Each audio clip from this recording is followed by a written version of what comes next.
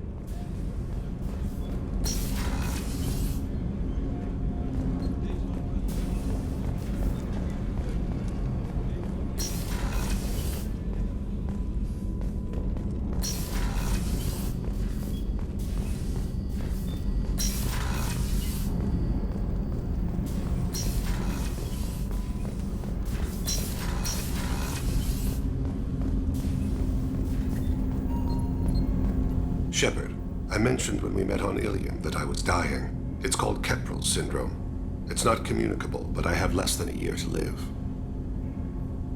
Are you feeling sick? I could get the doctor. No. Though I suppose that is a part of it. My mortality has me dwelling on things.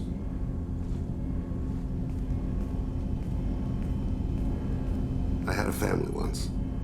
I still have a son. His name is Kolyat. I haven't seen him for a very long time. Did something happen to them? I abandoned them. Oh, not all at once. Nothing dramatic, no sneaking out in the middle of the night, no final argument or slammed door. I just did my job. I hunted and killed across the galaxy. Away on business, my wife would tell people. I was always away on business. How long has it been since you talked? 10 years. He showed me some of his schoolwork and asked if we could dance crazy. We did that when he was younger. What sort of dance is that? It's... I checked my extranet contacts. I expect an update on my next target. The console plays music. Oh, unfashionable. Kolyat jumps into the room. My father runs around in circles. I scoop him up, toss him into the air. He shrieks, laughs, spin me. The console beeps. I put him down. Click the message. Father, he pleads. Tugs my sleeve. I need to read this, I say. I don't look at him.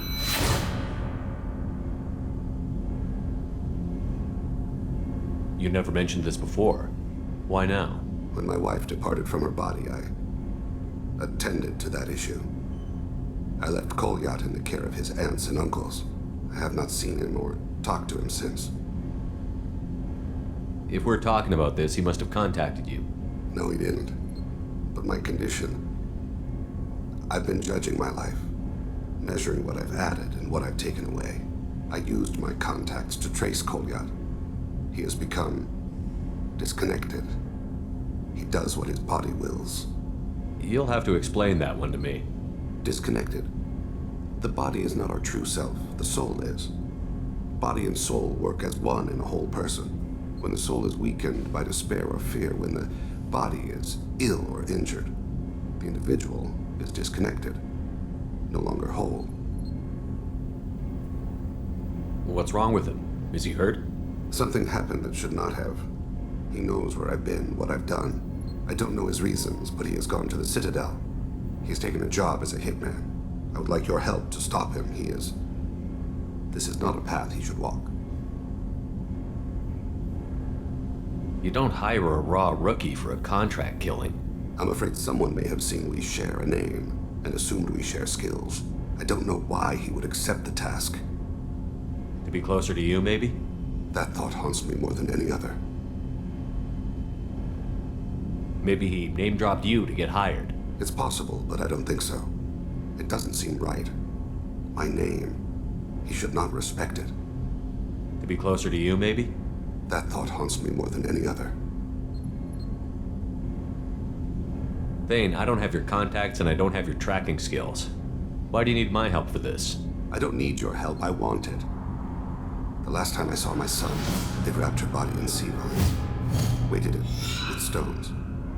He tries to pull from me, calls for her. The hammer lift her off the platform. They sing like bells. The fire has gone to be kindled anew. He begs them not to take her away. They let her body slide into the water. He hits me. Don't let them. Stop them. Why weren't you? Rains. It always rains on Kajay. Warm water pours down his face. I didn't mean to make you relive that. Perfect memory. It is sometimes a burden. What made him go to the Citadel? Years ago, I prepared a package for him. A relic of my ill-spent life. I had Volus bankers store it and arranged for delivery when I died. He acquired it early. I don't really know how. I did wet work on the Citadel around the time his mother died. That may be why he went there. I'll get us to the Citadel as soon as possible. Thank you, Shepard. I'll be meditating until you need me.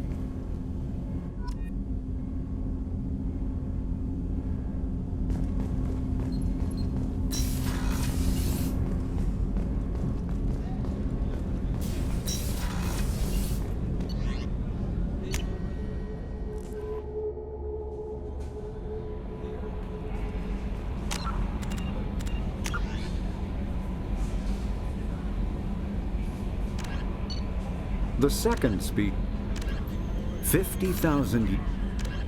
The Asari, the second, roughly 50,000 years ago, living beyond the Omega-4 mass relay in the Terminus system, the hovering tanks resembling a cross between an octopus and a giant crab. Praetorians are well-armored killing machines of mysterious origin. Praetorians employ redundant systems from the multiple humans encased within them. Armed with eye-mounted particle beams and capable of attacks at close range, they teleport to evade attack while regenerating their shields. Within hours after death, the organic components of Praetorian corpses disintegrate into a denatured pus, while their mechanisms turn to ash. One specimen, autopsied within minutes of death, reveals a clue. Nanomachines may disintegrate the Praetorians' organic and mechanical components before self-destructing. If correct, this self-rendering hypothesis could account for 3 documented cases of dead Praetorians apparently releasing or becoming clouds of neurotoxic gases, causing suffocating paralysis and nearly instant death. In one remote facility, 17 soldiers died from gas inhalation while assessing the Praetorian. Any personnel in the vicinity of dead Praetorians are... The flagship hovering tank... The Krogan hovering tanks resembling a cross between an octopus and a giant... The flagship of the rogue ex-Spectre, Saren Arterius. Sovereign is a devastating dreadnought of unprecedented power.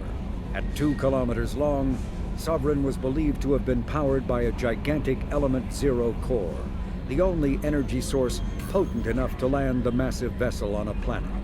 During the Eden Prime War, the ship unleashed its peerless destructive force against which Citadel Council ships were defenseless. With a virtually indestructible flagship and a crew of fanatic Geth and Krogan, Saren nearly succeeded in wiping out all his enemies. Only the resourcefulness and bravery of the commander and crew of the SSV Normandy stopped him.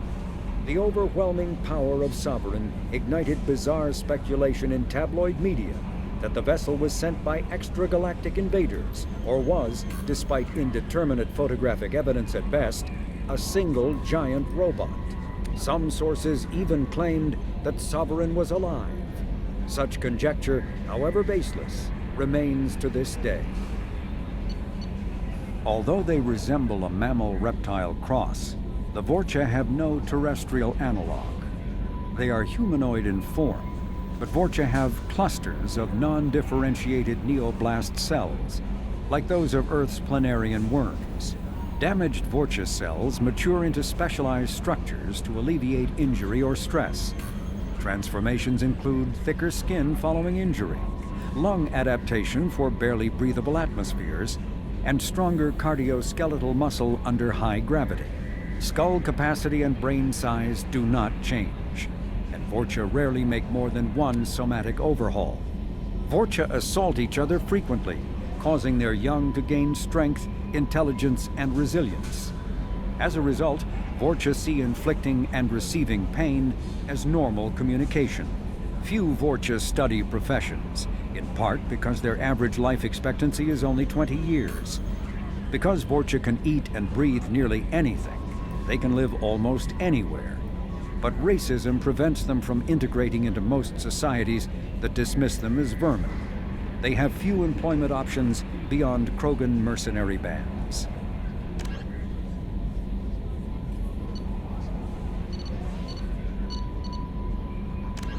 The Citadel is an ancient... Spectres are agents from the Office of Special Tactics and Reconnaissance, and answer only to the Citadel Council. They are elite military operatives, granted the authority to deal with threats to peace and stability in whatever way they deem necessary. They operate independently or in groups of 2 or 3.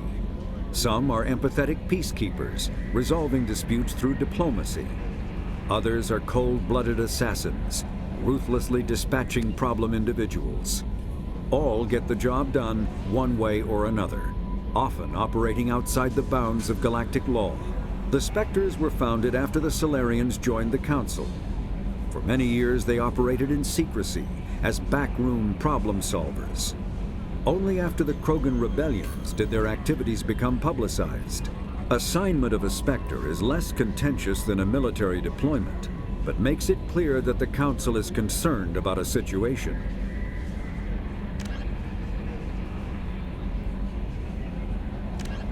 A political economic pact for collective colonial security, the Alliance is the central galactic institution of human society. The Alliance gained associate membership to the Citadel Council in 2165 and full membership in 2183, with Ambassador David Anderson representing humanity. Human political-economic relationships vary between combative and lucrative. The Turians, who'd fought humans during the 2157 First Contact War, have become valuable trade partners, despite residual social hostility. Other relationships are even more complicated. The rapid rise of human political influence on the Council, achieving in decades what others waited or are still waiting centuries to acquire, has galvanized suspicion and resentment against humanity. That negativity is vastly outweighed by the respect and trust humanity earned by saving the Council during the 2183 attack on the Citadel, at the cost of Alliance cruisers Cairo, Cape Town, Emden, Jakarta, Madrid, Seoul, Shenyang, and Warsaw, and their 2,400 crew.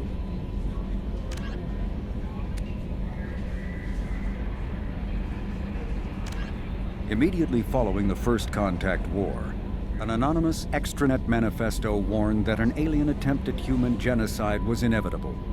The manifesto called for an army, a Cerberus, to guard against invasion through the Charon Relay. Derided as survivalist rhetoric written by an elusive man, the manifesto and its anonymous author soon fell off the media radar. But in 2165, terrorists stole antimatter from the SSV Geneva.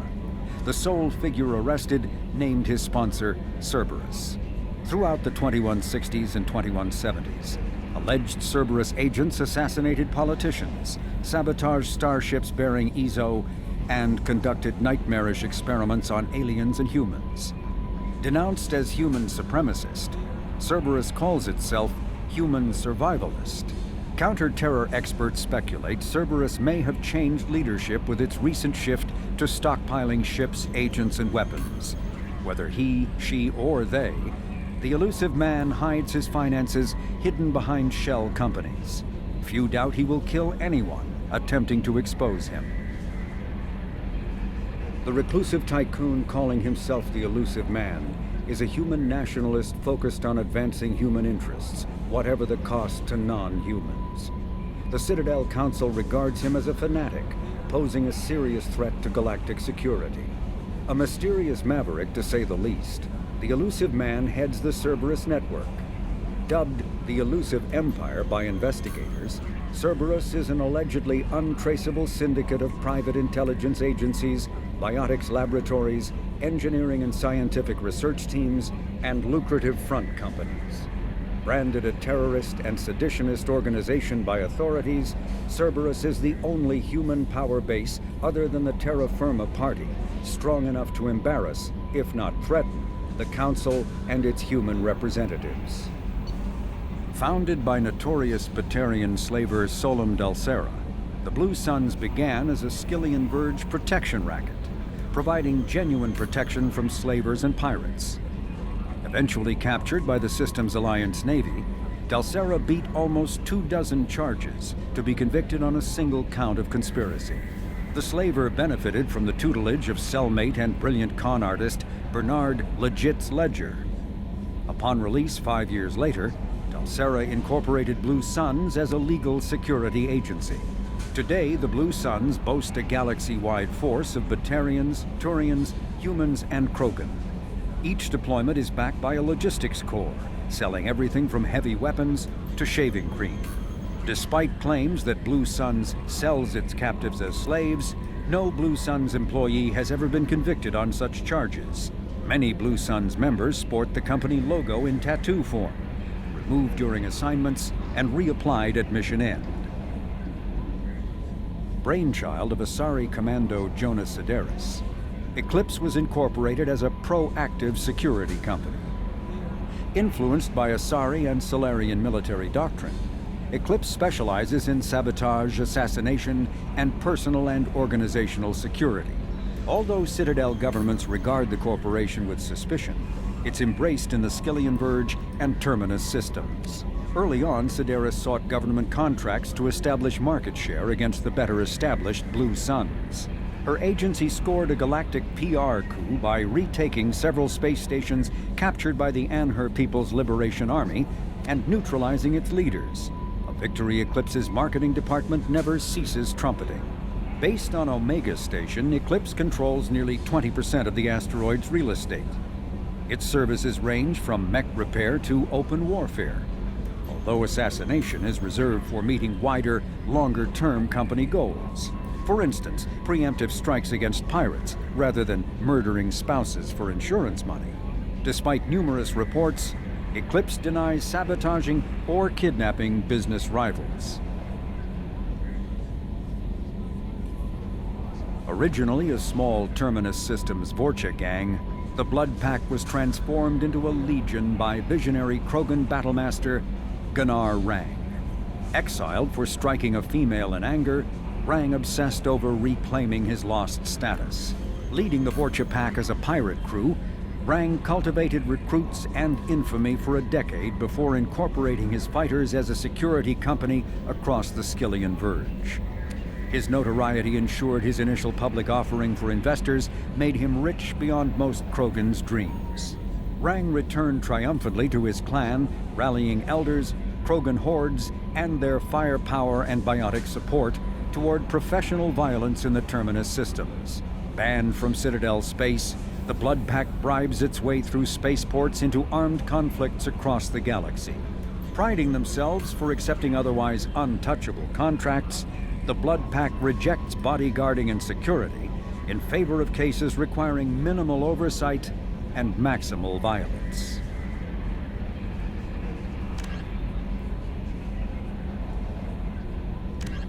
Humans detected Aiea as an Earth-type world via telemetry in 2165.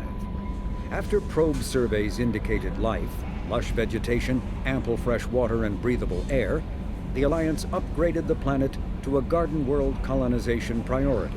Commanded by Captain Ronald Taylor, the crew of Alliance survey vessel Hugo Gernsback made planetfall on the jungle world in 2173. Soon after, ship transmissions inexplicably stopped. While the precise fate of the Hugo Gernsback command and crew is unknown, they are presumed killed in action and their vessel destroyed. Freedom's Progress colony was once a typical Alliance settlement, but following complete communications blackout and its apparent destruction, is now a lightning rod for anxiety and dread in the galactic human community. The communications blackout followed an upgrade of the colony's small military force, supplemented by mechs and security drones, with high-powered, tower-mounted Guardian lasers. Colonists complained about construction cost overruns, delays, noise, and damage to the local environment. They also feared the defense array could be seen as provocative to their world's neighbors. Such fears may not have been baseless. Authorities have still offered no explanation for the communications blackout, fueling rumors of plagues, natural disasters, or a cult-inspired mass suicide. Located in strategically insignificant space, Freedom's Progress colony had once offered residents spectacular rainbows, lush marshlands, and stunning mountain ranges. Its potential as an agricultural settlement and tourism wonderland rivaled that of any Alliance colony. Before the Geth Revolt 300 years ago, the Quarians colonized Haestrom to study the mysterious instability of its sun, which threatened premature eruption into a red giant. As a scientific outpost of minimal military value, Haestrom was ill-equipped to repel Geth forces during the insurrection and fell quickly under their control. Captured Geth planetary survey data indicates that despite sustaining damage during the war, Haestrom's architecture remains as it was 300 years ago, preserving a Quarian architectural style that no longer exists anywhere else in the galaxy. Because Haestrom's sun has overwhelmed the planet's protective magnetosphere, humans foolhardy enough to venture into Geth-controlled Haestrom must exercise extreme caution. Minutes of radiation exposure will overload shields, and hours of exposure will kill. Furthermore, solar output renders surface-to-orbit communication nearly impossible. A typical Terminus colony possessing minimal tourist value, Horizon promises substantial economic opportunity, especially in providing new products for humans and supplying the Turian hierarchy. Surveyed 18 years ago, Horizon received pilot habitation 4 years later. The colony proper is now 8 years old. Blessed with verdant forests and abundant fresh water, Horizon maintains a colonial culture that thrives as a refuge from the increasing restrictions of Citadel-governed society. Horizon has attracted numerous dissidents, marginal people, and fringe dwellers from across Alliance space. A regional hub of Asari commerce awash in riches, Ilium is infamous for its abusive labor practices and legalization of nearly everything except murder. As such, Ilium is the preferred production site for weapons and pharmaceuticals that would be illegal nearly everywhere else, made even more lucrative by legal indentured servitude. Among the biotics-related pharmaceutical producers is the Dantius Corporation, a rising star in galactic commerce. Despite the dangers of its products, Ilium is renowned for glamour, luxury, and safety, provided by near-total surveillance, making it a favored tourist destination. Countless celebrities maintain palatial estates on Ilium and in its capital Nos Astra. The sole obstacle to business on Ilium is its extensive bureaucracy, tolerated only for its provision of security. Regardless of the character of its economy, Ilium's self-congratulatory media exalts its own society with the provincial arrogance of new money, glorifying in sexiest CEOs and 10 richest residents lists. Known as the Starcraft Cemetery, Corliss was the regional toxic junkyard for centuries. Ships reaching astronautical near-death at connecting mass relays were sent to Corliss, stripped of every useful component, then dumped planetward to clear shipping lanes. Currently, Corliss hosts numerous merc factions, such as the Blue Suns, rumored to be using downed ship fossils to test advanced munitions. Massive gun batteries threaten anyone attempting planetfall, with minimal defenses against ground attack. Because ancient volcanism greenhoused the planet, Corliss was too hot and CO2 rich to develop a biosphere, despite the abundant lakes that could have sponsored the development of life. Now cool enough for protected habitation, but too scorching for anyone but extremophiles and mercenaries seeking secrecy, Corliss supports numerous Krogan outposts. The Krogan have therefore seeded Corliss with hardy Varen, often kept as warhounds. Varen live primarily on a diet of geophagous vermin and each other. Originally an asteroid rich in element zero, Omega was briefly mined by the Protheans, who eventually abandoned it due to its thick, impenetrable crust. Thousands of years later, nature did what even the Protheans could not. A collision with another asteroid broke Omega in half, exposing its trove of element zero for easy mining. A rush ensued as corporations and private individuals tried to strike it rich on Omega, and thieves and outlaws followed in their wake.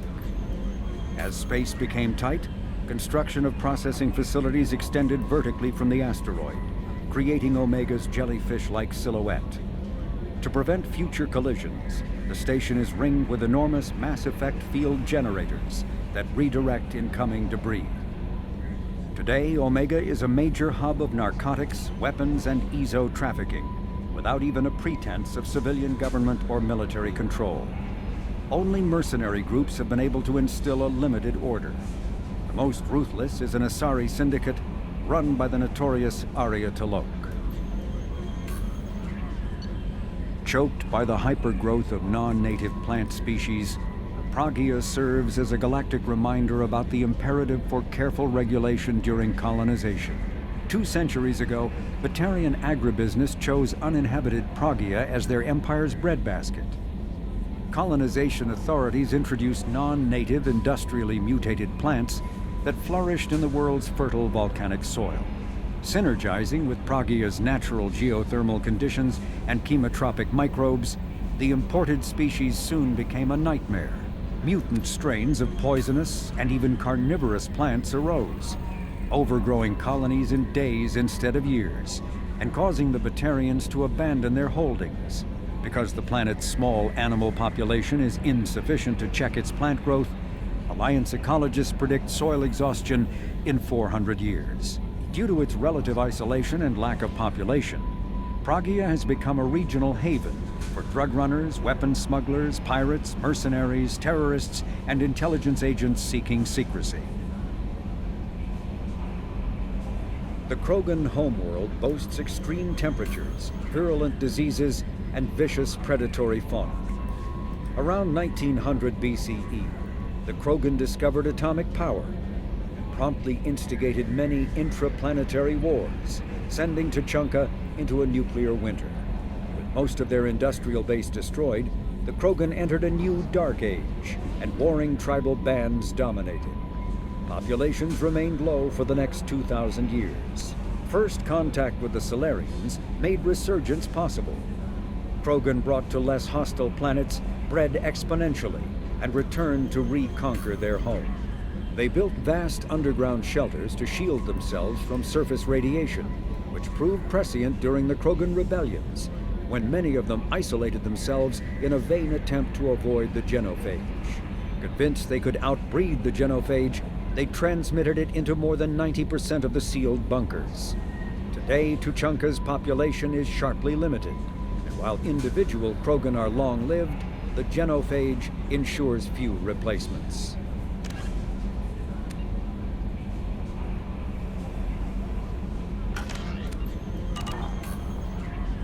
Samara wants a moment with you, Commander.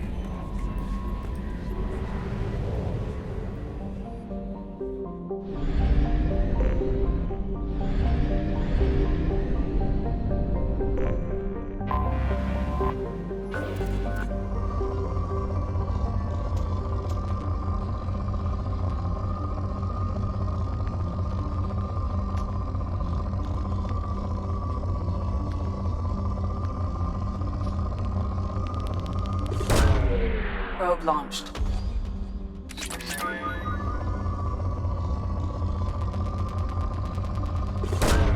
Probe launched.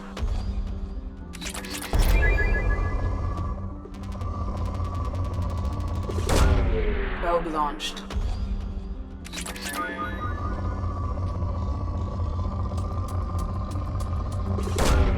Probe launched. Launching probe.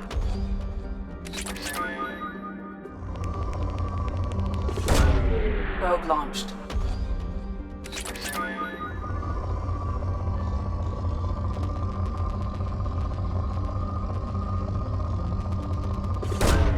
Launching probe.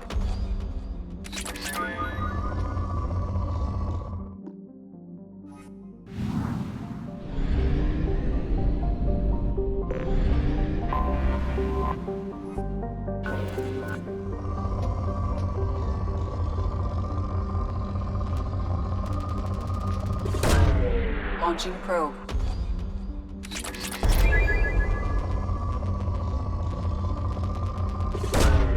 Probe launched.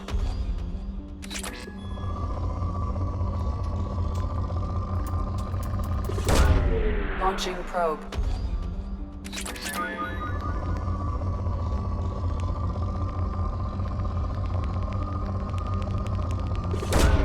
Probe away.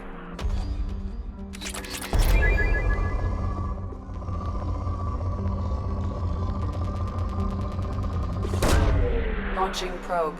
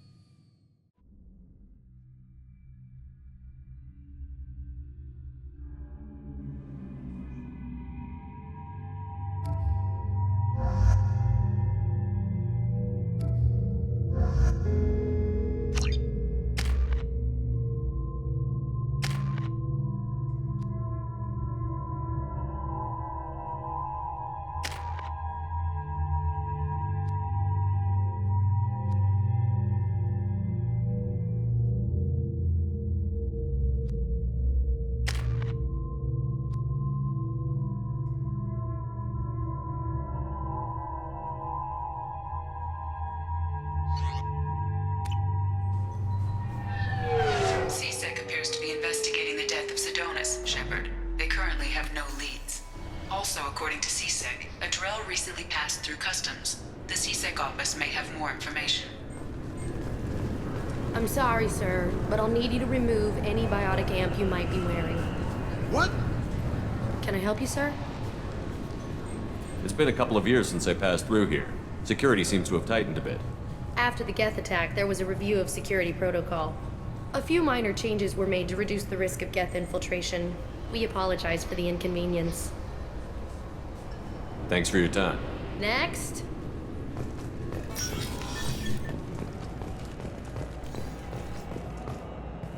You'd think Citadel security would be the tightest in the galaxy. I see no fewer than 14 fatal flaws a skilled assassin could exploit. 8 of them existed when I was here 10 years ago. Yes? My associate is trying to find his son. We think a local criminal may have hired him. That should be easy. We don't see many Drell here. There we go. One of my men reported a Drell recently. And he was talking to Mouse. Interesting. Mouse? Ah, petty criminal. Probably not the guy who hired your boy, but a messenger. He's a former duct rat. Runs errands for anyone who'll pay. What sort of trouble has Mouse been getting himself into? Odd jobs for shifty people. Duct rats take whatever is available to get by. Data running, fencing stolen goods, selling illegal VI personalities. Actually, he was selling one of you. Me? Yeah, when you erased a file, it would say, I delete data like you on the way to real errors. Buggy, though. It crashed every half hour. The error message was about how the galaxy was at stake, and you should fix the problem yourself. What was it you called Mouse? A duct rat. It's a local slang for the poor kids who grow up in the station. When they're small, they tend to play in the ventilation ducts where adults can't get to them. Aren't the ducts dangerous? Every couple of months, we pull a little body out of them. Lacerated by fan blades, broken by a deadfall, suffocated by vacuum exposure. Those are just the ones we know about. More just disappear. Maybe they get sucked into space. Maybe they fall into the protein vats the Keepers run. And Mouse survived long enough that he can't fit in the ducts anymore. He was one of the smarter ones, or the luckier ones. I've heard enough. Mouse is usually upstairs outside the Dark Star. He works out of a public comm terminal. You should pick up a copy of the Shepard VI when you talk to him. It sounds like your boy's running with the wrong crowd. Yes, I agree. If Mouse can't get you in touch with your son directly, he'll know who can. I'll help you if you need it. You don't know us, Captain. Why are you going so far to help us? I've worked Zakera for 2 years. Every day kids turn to crime because they've got no other choice, because their parents don't care. You're trying to save yours. He faces a dark path. We better hurry then. You didn't tell him that Kolyat plans to assassinate someone. We're gonna stop him before that happens, aren't we? Yes, we are. Thank you, Shepard.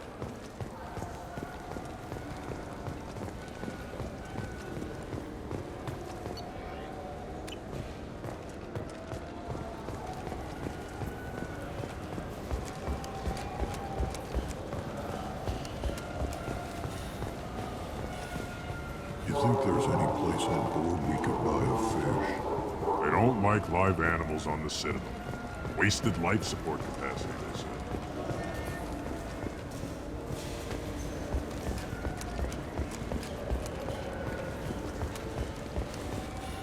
Welcome back, Shepard. It has been 2 years, 3 months, and 17 days since the Citadel last welcomed you. This is the Zakera Ward Transportation Hub. Public shuttles and shopping are available through the CSEC security cordon. There seem to be a lot more CSEC officers than the last time I was here. In the wake of the Geth attack 2 years ago, additional security precautions were implemented for the safety and security of residents. In addition to increased CSEC patrols, weapon carry restrictions have been tightened. So has crime decreased? Violent crime has decreased by 23%. property crime has decreased by 41%. Incident clearance has improved by 16%. I need to talk to the Council. How can I reach the Presidium from here? Public transit shuttles are available on the far side of the CSEC security cordon. It looks like this place has recovered from Sovereign's attack. Repair of the damage from the Geth attack is ongoing. There is still extensive damage on Tasery Ward. Geth? It was Sovereign who led the attack. A Reaper. I have no information on a Reaper. References to the term exist in some parahistorical theories on galactic extinction cycles. They've suppressed information about the Reapers to avoid a public panic. It must have been convenient to blame the Geth. What stores are available on this level? Only one store exists on this level. Citadel Souvenirs offers licensed mementos of your visit. Their line of starship models is well regarded. That's all for now. Thank you for using Avina. Have a pleasant day. Explorer ships have reported seeing vessels of an unknown make, but whose silhouette strongly resembles ancient Rachni ship profiles. The few ships sighted have been small scouting vessels that rapidly retreated. The Council has pledged a full investigation. The Asari Shaira, more commonly known as the Consort, has declined to name the next race likely to gain Council membership. However, she suggested an announcement could come soon.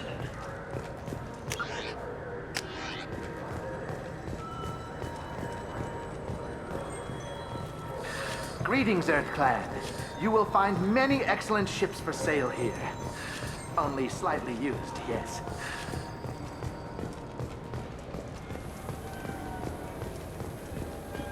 Irashimasu!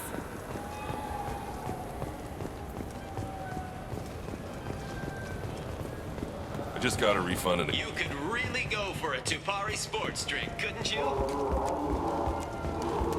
I'm Commander Shepard, and this is my favorite store on the Citadel.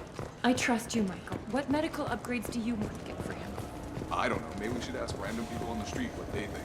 I'm getting the immunobooster. And a drink.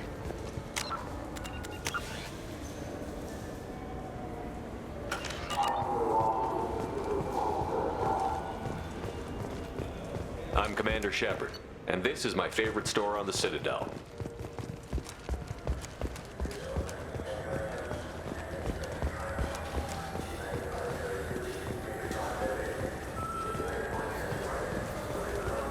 Welcome. The Zakera Ward Marketplace provides shopping and storage space for the less privileged residents of the station. What sort of things are sold here? The Certa Foundation, a medical technology group from the Alliance, has an outlet store. Saranus Applications offers professional software. Why are there warehouses in the middle of a shopping district? This area is close to Zakera Ward's keel docking station. Freighters attach there to load passengers and supplies. Goods are stored locally until they can be distributed within the ward or transported off the station. However, CSEC recommends that visitors exercise caution, as these short-term warehouses are often used to move illegal goods.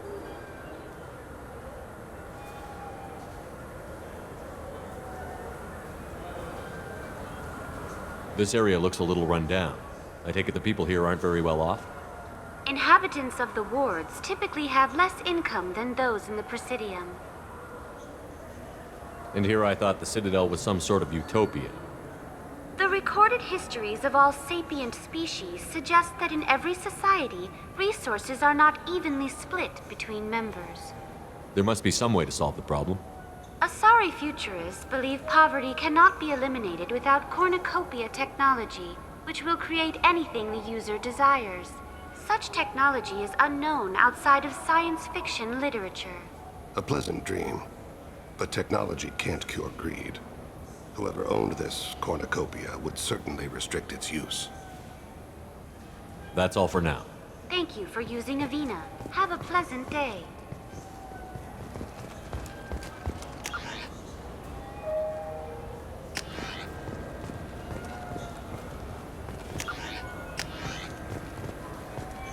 Welcome. The Zakera Ward Marketplace. That's all for provides- now.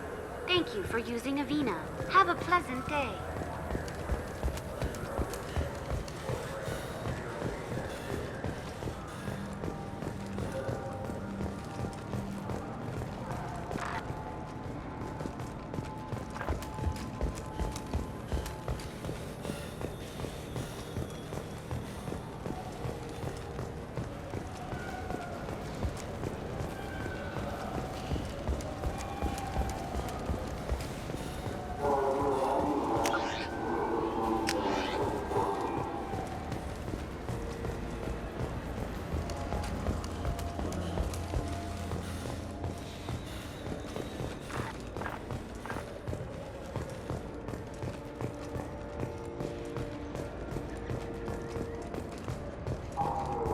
I'm Commander Shepard, and this is my favorite store on the Citadel.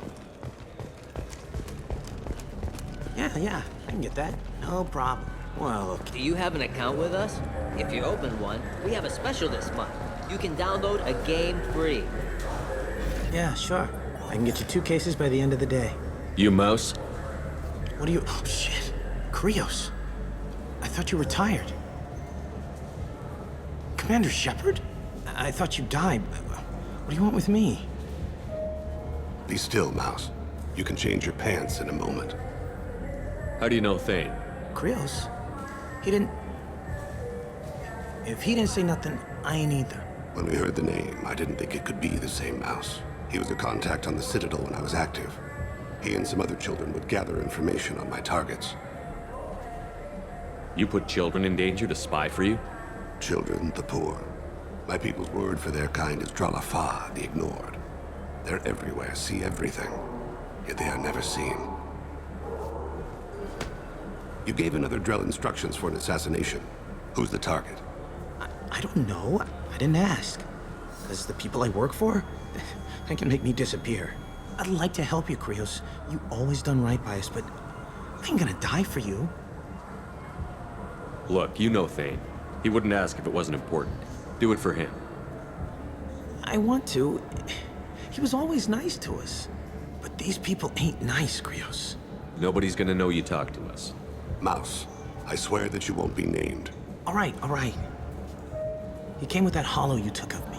Said he wanted a job. I ran through your old contacts to see who might give him a shot. The guy who offered was Elias Kellum. Tell me about Kellum. Human. Moved to the Citadel about 10 years ago. He was little people when you were here, Krios. He got big after the Geth attack. Lots of the big guys from before got cacked, all in them big fancy apartments up on the Presidium. Now he runs the rackets on the lower end of the ward, Shin Akiba. He's seriously bad news. Tell me about Kellum. Human. Now he runs the rackets on the lower end of the ward, Shin Akiba. He's seriously bad news. You just saved yourself a world of pain, kid. Yeah, right. When Kellum finds out what I've done, I won't live long. And I can't do anything about it but hide. Krios, you got any kindness for me? Put a bullet in Kellum before you go.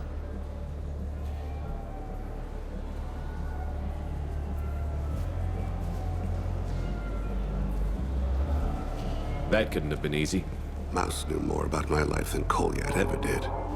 He smiles up at me, broken teeth and scabby knees, bare feet black, a dead-end future looking up at me, worshipping the petty gifts I offer. I was the only good thing he had back then, but I left him as I left Kolyat. Mouse said you had a hollow of him. Yes. A foolish bit of sentimentality. I can perfectly recall every moment I spent with Mouse. He pulls at my arm, smiles. He wants to know that I'll remember him, that anyone will remember him. I take the hollow. He smiles at himself in miniature on my palm. Then a frown crinkles his brow. He pats my pockets, checking for other hollows. Where's your son, Krios? He asks. Don't blame yourself. If I don't, who will? We must carry the weight of our decisions, Shepard. You.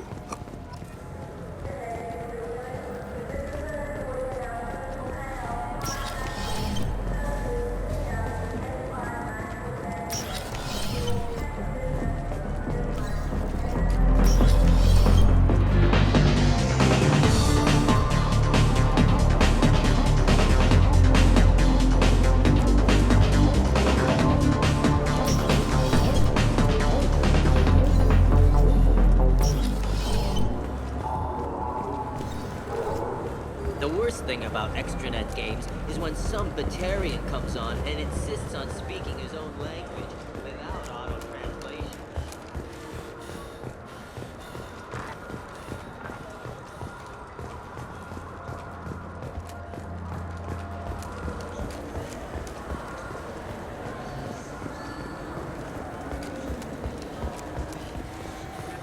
Yes?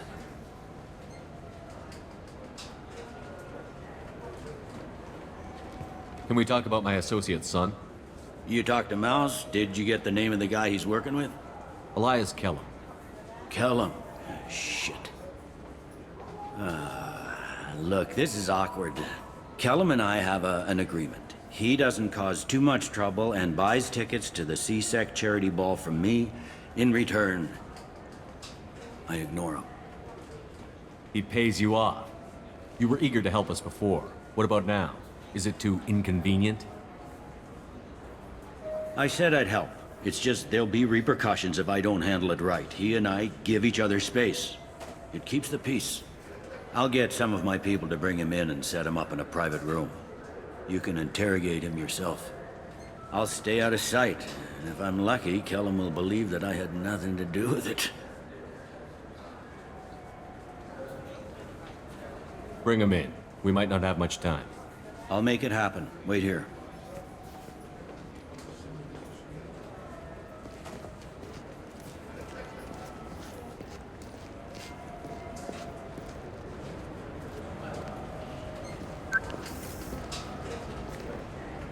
We've got Kellum. Tell Bailey we're ready.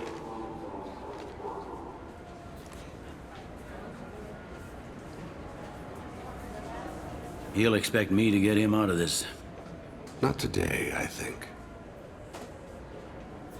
Captain, his lawyer's here. Bet Elias has his VI set to page him if C-Sec gets within 10 meters. I'll stall him. Get in there and work fast. We should question him together. Keep the pressure on. Thoughts on how we approach it? You talk to him. Appeal to his self-interest. I'll put the screws to him if he needs it. Very well. I'll pretend to be on his side. But if we waste too much time negotiating, Bailey won't be able to stall Kellum's advocate. Get me out of these restraints, Bailey. Pretty funny bringing me down here like this. The hell are you two?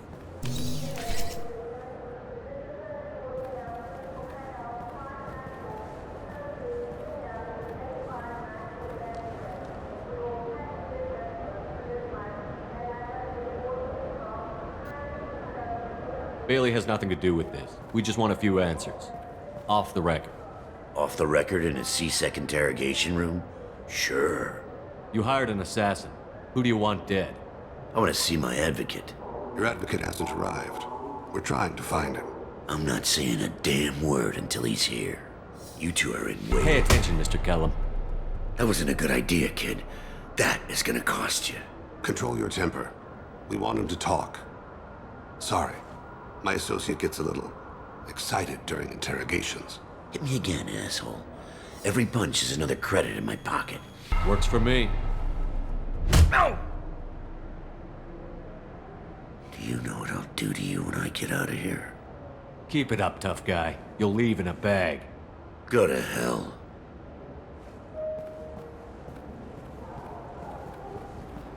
Ease up. He's no use to us dead. Are we done here? Because I got people to see. Like the guy who's gonna sue your ass for assault. You think I'm the bad cop and he's the good cop? We're both the good cop. The bad cop is outside, Elias, waiting to hear your decision. That a fact? We can't let him in here. If he... We have to make Elias talk. That's Elias's choice, isn't it? Fuck it. Joram Talid. Turian running for office on the Zakira ward. He messes with legitimate businessmen. I'm gonna stop it. Where and when? His apartment, the 800 blocks. You better hurry it. What's going on here? Get away from my client. You played me. Thanks for the info, Elias. I'm sure you'll feel better tomorrow. Better than you will, asshole. When I get my comlink back, I'm gonna... Elias, as your legal advocate, I advise you to shut the hell up. Where were you 5 minutes ago? Held up in traffic.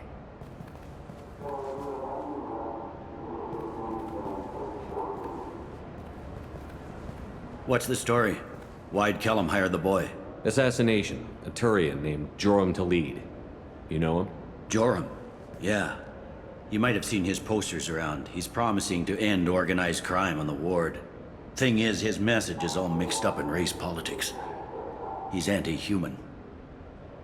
Are things so bad that people can openly campaign as anti-human? Before the Battle of the Citadel, the alien population thought we were violent upstarts. Look what's happened since then. A human fleet guarding the station for months. C-Sec filled with humans. Anderson does what he can, but some people have lived on the station since before humans had starships. They see it as a coup. If a majority votes for him, like it or not, that's how the system works. That's a nice ideal, Shepard. Sergeant, get a patrol car. These two need to get to the 800 blocks. Yes, sir.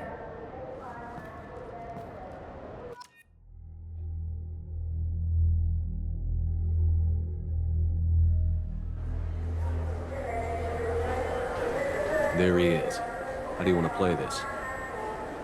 Follow to lead on the maintenance catwalks. Tell me what he's doing. The Krogan bodyguard will make him easy to follow. Where will you be? The darkest corner with the best view.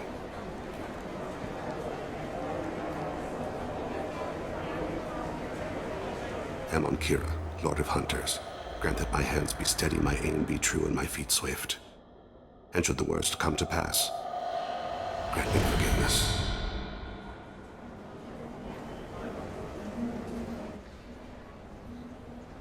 It's been wonderful talking with you all. I hope you'll come out on Election Day. You can count on it.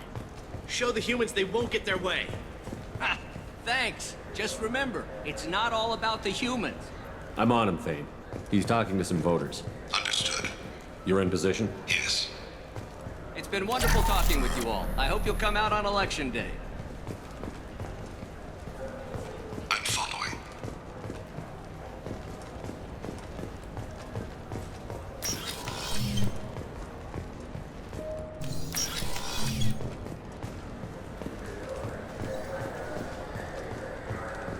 Have you got him? Looks like he's talking to another voter. Any sign of call yet? No. I'm moving to another position. Ahead of him. It's been wonderful talking with you all. I hope you'll come out on Election Day.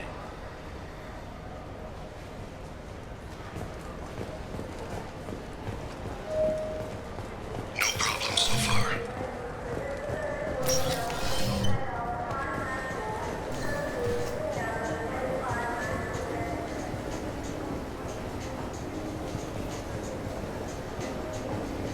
Do you have the target? I've got him.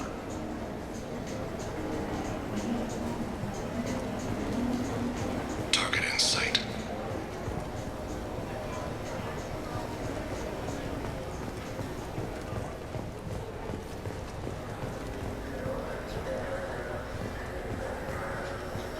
Can you give me an update? I'm almost in position.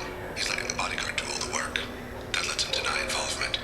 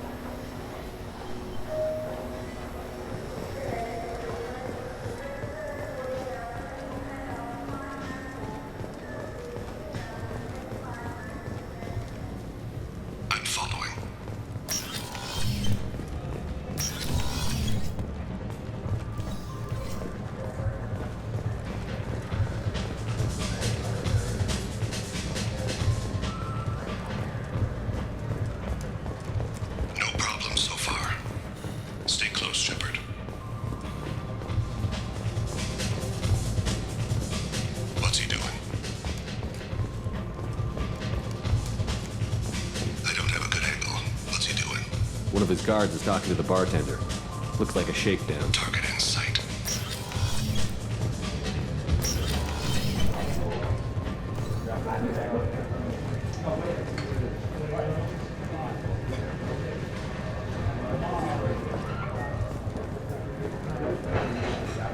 Where is he now? He's meeting a couple of mercenaries. Looks like the same group his bodyguard comes from. He looks nervous. Could be he's noticed you. Maybe he saw Kolyat in here somewhere. Also a possibility. There are obstructions ahead. I'll try to go around. Don't lose him. You're running for office. Lots of people watch you. Yes, sir.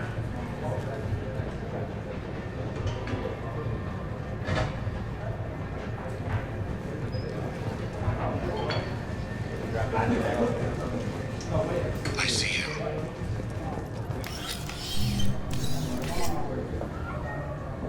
Hey, who are you? What are you doing back here? I'm with Citadel Health and Safety. We've had vermin reports in storage areas around here. What? You can't be serious. How did you get in here? If I didn't have authorization, how did I get in? You see any other doors? There's the keeper. Never mind. Just go on through, okay? Thanks. Yeah, just don't let my boss see you. I need you to stay close or we'll lose him. Stay with him. No problem so far.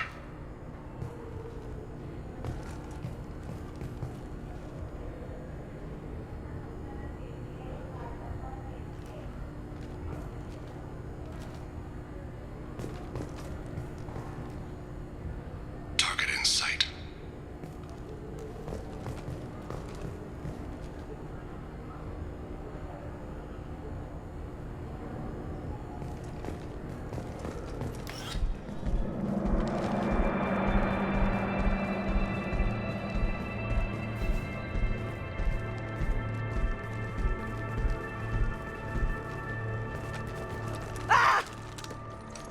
Kolyat!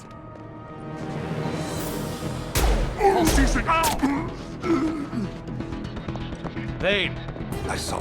He's heading to Leeds' apartment.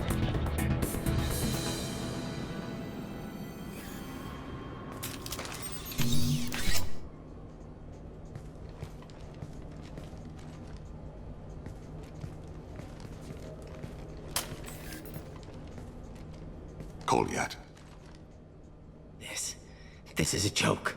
Now you show up. Help me, Drell. I'll do whatever you want. C-Sec. Put the gun down, son. Get out of my way. I'm walking out. He's coming with me. They'll have snipers outside. I don't need your help. What the hell? Delete. Get the hell out of here. Yeah, I will. Take the boy into custody. You son of a bitch! Your father doesn't have much time left, Kolyat. He's trying to make up for his mistakes. What? So you came to get my forgiveness? So you can die in peace or something? I came to grant you peace. You're angry because I wasn't there when your mother died. You weren't there when she was alive. Why should you be there when she died? Your mother... They killed her to get to me. It was my fault. What? After her body was given to the Deep, I went to find them. The Triggermen, the ringleaders. I hurt them. Eventually killed them. When I went back to see you, you were... older. I should have stayed with you. I guess it's too bad for me you waited so long, huh? Kolyat, I've taken many bad things out of the world. You're the only good thing I ever added to it. This isn't a conversation you should have in front of strangers. Boys, take Kolyat and his father back to the precinct. Give them a room and as much time as they need.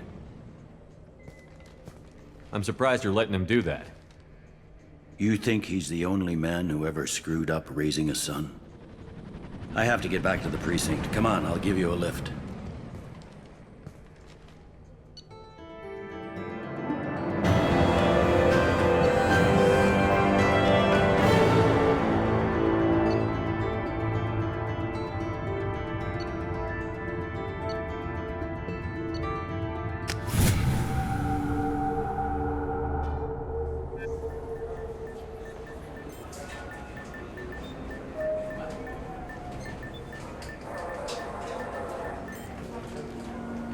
They've been in there a while. The kid's been through a lot. I ran some searches in the CSEC archive. About 10 years back, a bunch of real bad people were killed. Like someone was cleaning house. The prime suspect was a Drell. We never caught him. 10 years is a long time. Whoever was responsible for that probably doesn't exist anymore. Yeah, I guess you're right about that.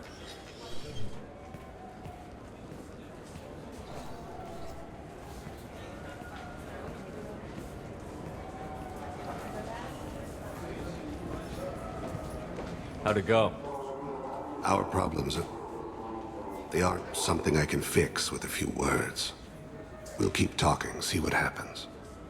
Your boy shot some people. No one I feel sympathy for, but there it is. I watched those guys shaking down businesses and threatening humans. But he can't just get away with it. The kid wants to make a difference. Give him community service. Community service for attempted murder? What jury would agree to that? None that I've seen. This would need to stay out of the judiciary. Strictly within CSEC. Interesting. I'll think about it. Thank you, Captain.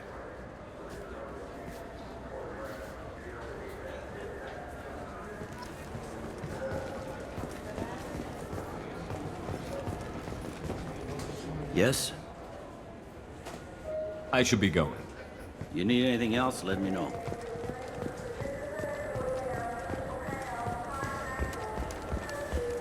I hear this is the best place for food on Zakera Ward. You heard wrong. This is the best place for food on the whole damn Citadel. I can't believe these humans. No fly lists? What did they turn this place into? I overheard you talking. Having a problem? It's a private matter.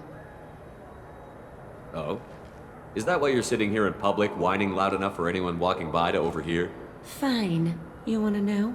Since your kind gained a seat on the council, they've taken over CSEC customs. There are hundreds of new security checks and travel restrictions. We've been flagged as a potential risk for Geth infiltration. They won't let us board a ship back to Asari space. Why would they consider you a risk? You're obviously not Geth. I don't know. They wouldn't tell us. We got on a list somewhere for some reason, and they won't tell us anything because it's classified.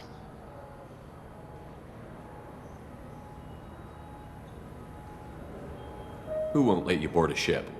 I don't know who made the decision. Some pencil pusher at the shuttleport told us. The one outside the CSEC station? I'll see if I can get it sorted out. I'm not holding my breath. I overheard you talking. Having a problem? It's a private matter. Give me a chance. I might be able to help. I don't see why you would. Since your kind gained a seat on the council, they've taken over CSEC customs. There are hundreds of new security checks and travel restrictions. We've been flagged as a potential risk for Geth infiltration. They won't let us board a ship back to Asari space. Maybe these would work. They're new transit IDs. How did you get those? If you don't want them, I could just take them back. No, I'll take them. With thanks. We should get ready to leave. There should be another ship heading to Thessia tomorrow.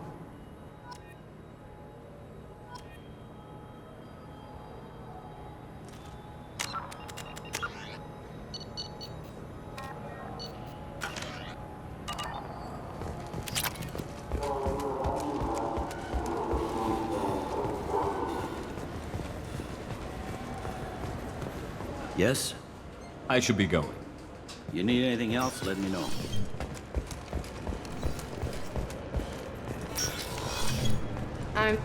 Can I help you, sir? I talked to a couple of Asari. They say customs won't let them leave the station, but they weren't told why. Can you help me out? I'm sorry, sir, but all matters related to station security are classified. We can't risk Geth infiltration. Revealing why someone is on a watch list might compromise the safety of CSEC's undercover agents. Did you talk with them? Did they seem like Geth agents to you? Well, no, but you can never be sure. Look, miss, I've fought hundreds of Geth. I can assure you that those two aren't Geth infiltrators. The lack of flashlight heads was kind of a giveaway. I'm not saying it makes any sense. Those are the rules I have to enforce. I can't get them cleared, but I can flag the case file for review. That will allow them to travel in the meantime. Is there anything else I can do for you? I'm fine. Thanks for your help. Next.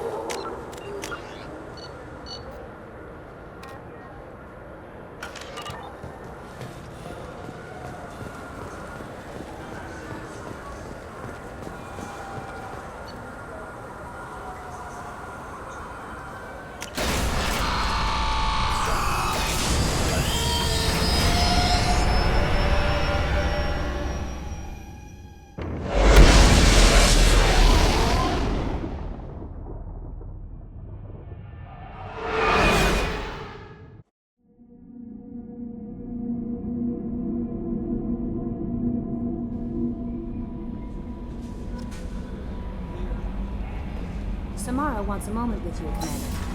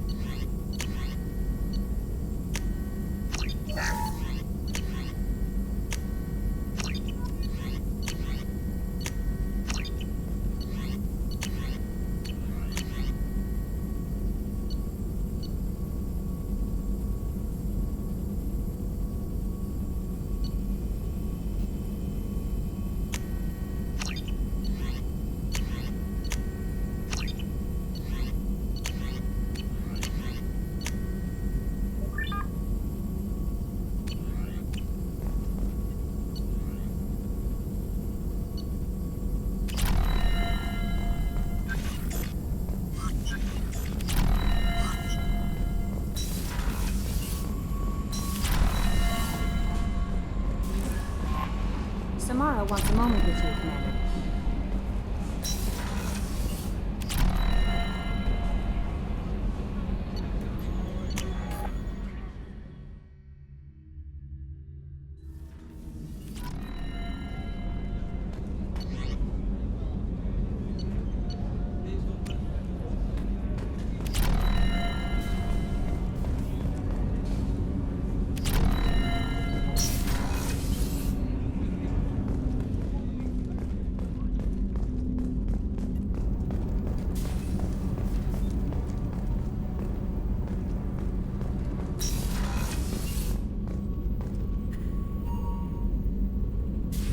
I am glad you came. I must ask for your help. That is not easy for me. What do you need? When we met on Ilium, I told you about a very dangerous person I was pursuing. Using the information you obtained, I have located her. She's been going by the name Morinth. I would like to apprehend her before she disappears again. Didn't you say you'd pick up her trail after our mission? I know where she is, right now. In a month, she may be gone. This is the best opportunity I've ever had. Where is she? Omega, a nightclub called Afterlife, which seems a perfect place for her to hunt. How important is this? Killing her has been my focus for 400 years. It is the most important thing in my life, and the reason I became a Justicar. Tell me about her. She is an Ardat Yakshi. It is a term from a dead Asari dialect. It means demon of the night winds, but that is mythology. She is simply a very dangerous woman who kills without mercy. So is an Ardat Yakshi a special kind of murderer? Morinth suffers a rare genetic disorder. When she mates with you, there is no gentle melding of nervous systems. She overpowers yours, burns it out, hemorrhages your brain. You end up a mindless shell, and soon after, you are dead.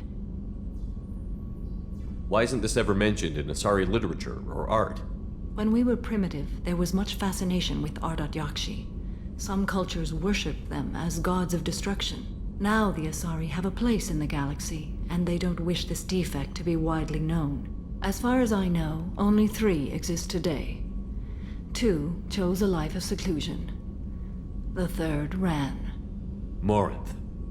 She ran, and I am sworn to kill her. I don't know that I blame her for running. When she fled, she proved her addiction. She was not taking a great moral stand. She simply wants to keep killing. She is a tragic figure, but not a sympathetic one. Can't she abstain? Each encounter gives her strength. The effect is narcotic. The more she does it, the more she needs to do it. She will never stop. She can't. So you hunt down these Asari just because they're born with a genetic condition? It manifests with maturity. When one is diagnosed, she is offered the chance to live in seclusion and comfort. If she refuses, it shows her addiction to the ecstasy she gets from killing her mates. There is no redemption for such a person.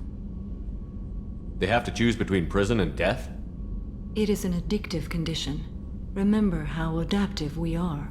If Morinth does not want to be cured, she won't be. Isn't she only deadly to the people she mates with?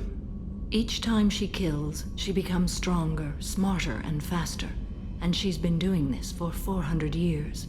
She confuses her victims, twists their feelings. They will do anything for her favor. We need to stop her. Thank you, Commander. There are no words to express what this means to me. There is one thing more. This creature, this monster. She is my daughter.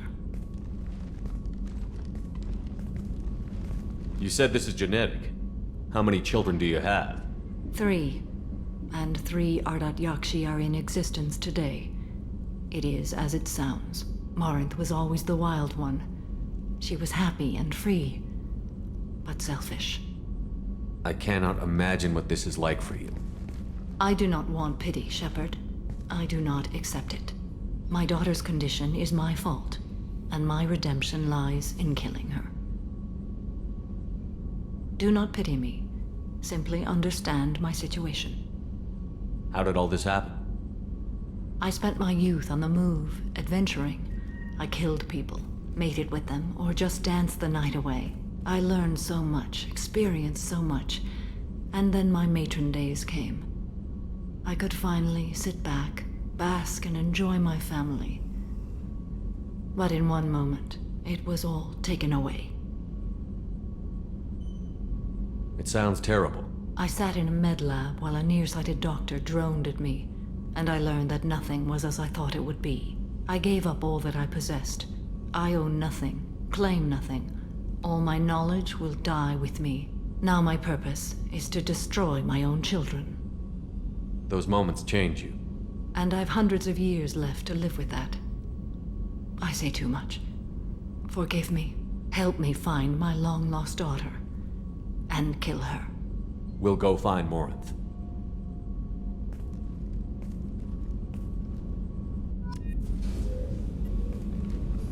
I hope we can go to Omega soon. Why is going to Omega so important to you? A matter of great importance to me.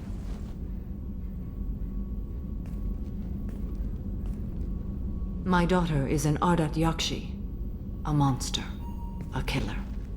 I have tracked her to Omega. I believe she is somewhere near the Afterlife nightclub. I need to find her and kill her. We'll go find Morinth.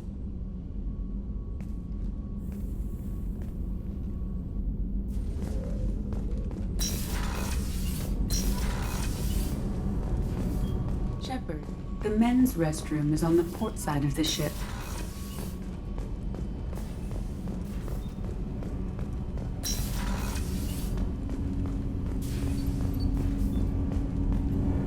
Do you need something? Have a few minutes to talk? Certainly. If you don't mind my saying, you don't really seem like an assassin. You've spent too much time fighting thugs who think custom-painted armor makes them professionals. The Hanar trained my body for this role since I was 6 years old. The Hanar? Excessively polite, worship the Protheans? They don't seem the type who'd train assassins. Every species trains assassins. The Hanar are only unusual in that they need other species to do the killing for them. They have a strong grip and natural toxins, but have you ever seen one move quickly outside of water? Or fire a gun? You've been killing since you were 6? Of course not. I didn't make my first kill until I was 12. They were training me. I was not to be used and thrown away. I was an investment. You were a child, not an investment. I've given you the wrong idea. They valued me, yes, as a resource, but also as a person. They regretted their need for me. Why did your parents agree to this? The agreement was made under the Compact. It was an honor for our family. The Compact?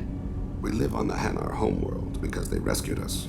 Some of us from extinction. We owe them our lives. That is the Compact.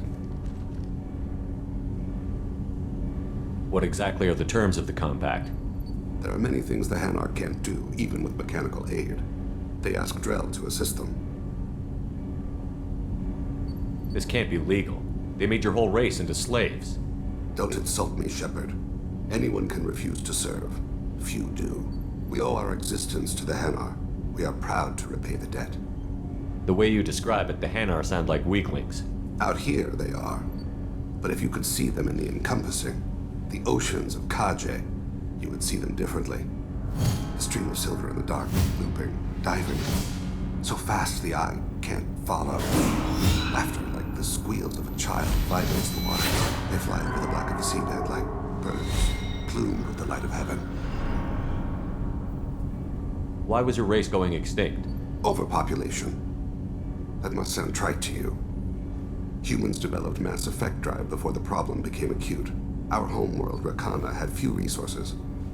We hadn't even developed fusion power when the soil began to fail from overuse and pollution. The Hanar found us a century ago. They sent hundreds of ships, evacuated thousands of us. Billions more had to be left behind. What's the state of Rakana now? Do you read your philosophers? A man named Thomas Hobbes. When all the world is overcharged with inhabitants, then the last remedy of all is war, which provideth for every man by victory or death. As Rakana died around them, my people slaughtered each other for mouthfuls of water. crumbs of food. But you don't kill for the Hanar anymore. You're freelance. What changed? I was asleep for a long time, yes. I paid no attention to what my body was asked to do, but then... Laser dot trembles on the skull. One finger twitch. He dies. Then, the smell of spice on the spring wind. Sunset-colored eyes defiant in the scope. The laser dances away. My apologies. Drell slip into memory so easily. Was that one of your assassinations? Yes. Perhaps we can discuss it later. I've wasted too much of your time. Do you need something? You mind if I ask you a few questions? Not at all. The Drell live on the Hanar homeworld, don't they? Yes. I know many think the Hanar are difficult to understand. It's just that they're very formal with those they don't know. We know them quite well. If you ever get close enough to a Hanar that they tell you their soul name, you would find them warm. I thought that Hanar only let very close friends know their soul name. Most of my commissions were for Hanar. I grew close to my regular contacts. Soul names tend to be poetic. A Hanar known for its cynicism might take a name that means illuminates the folly of the dancers. Hanar talk using bioluminescence. That's more of an obstacle than their politeness. True. Many Drell have had their eyes genetically modified to perceive their higher frequency flashes. I had the treatment.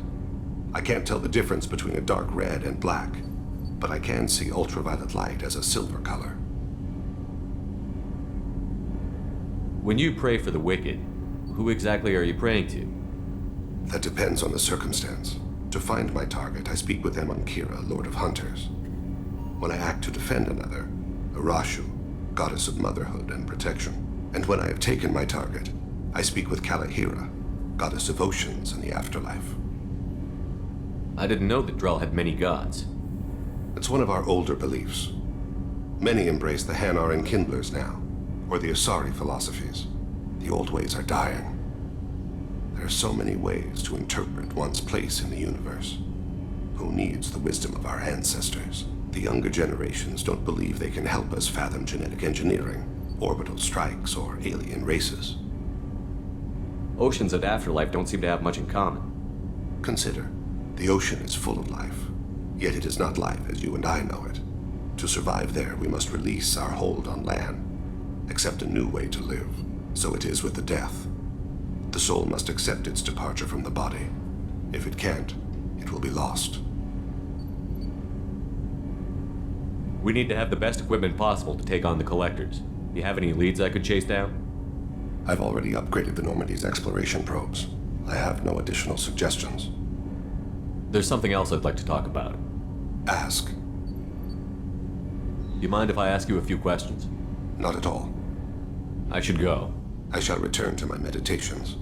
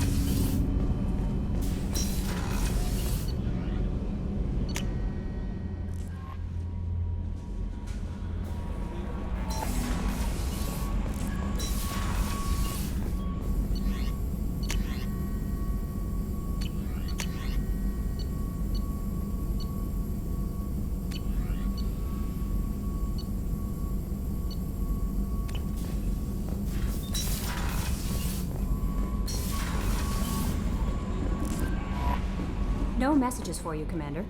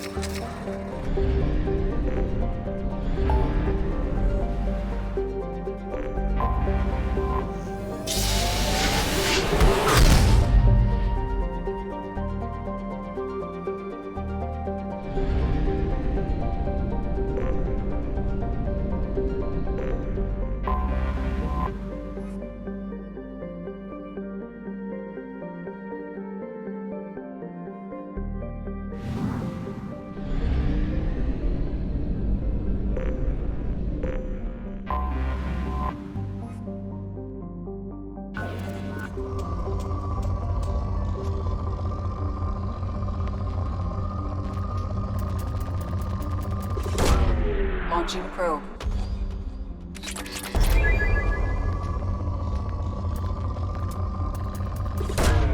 Launching probe.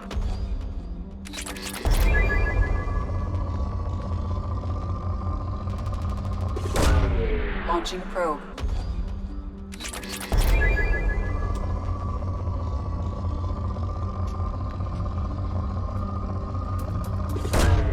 Probe launched.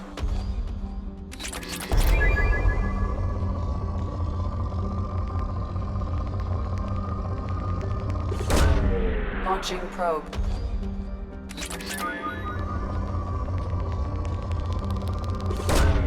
Probe launched.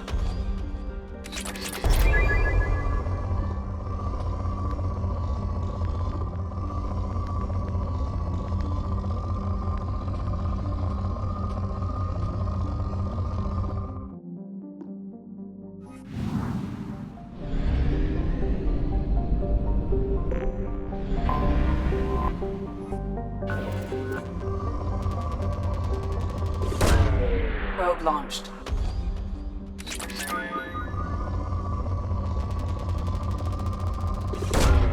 Probe launched.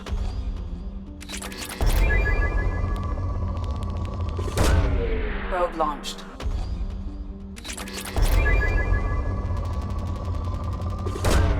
Probe away.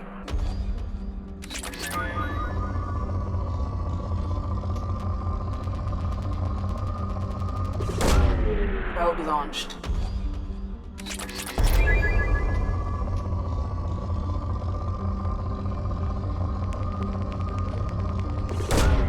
Probe away.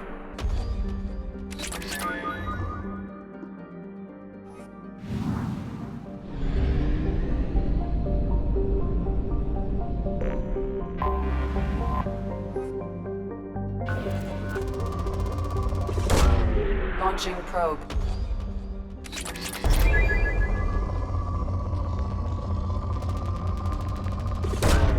Probe away.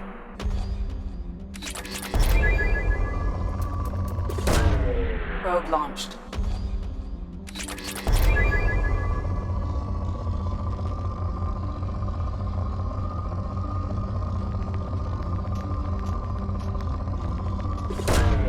Launching probe.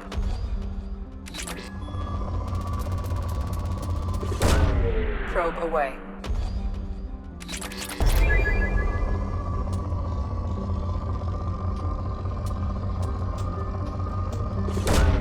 Probe away.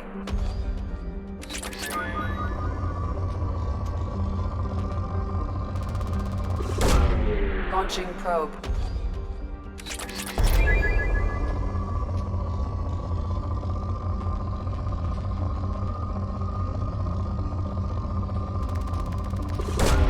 Probe away.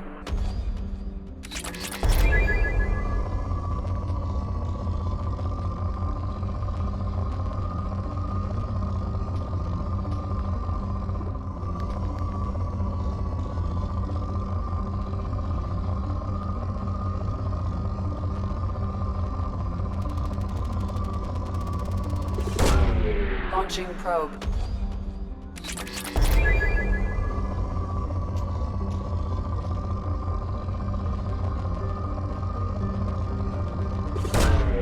Probe away.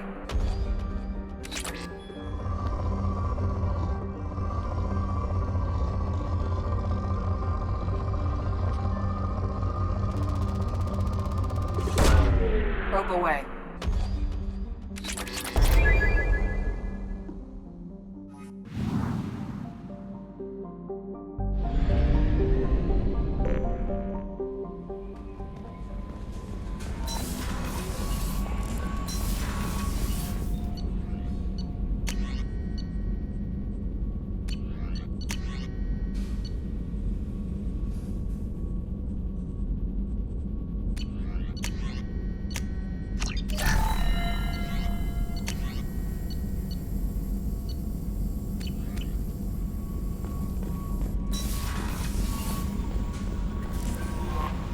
No messages for you, Commander.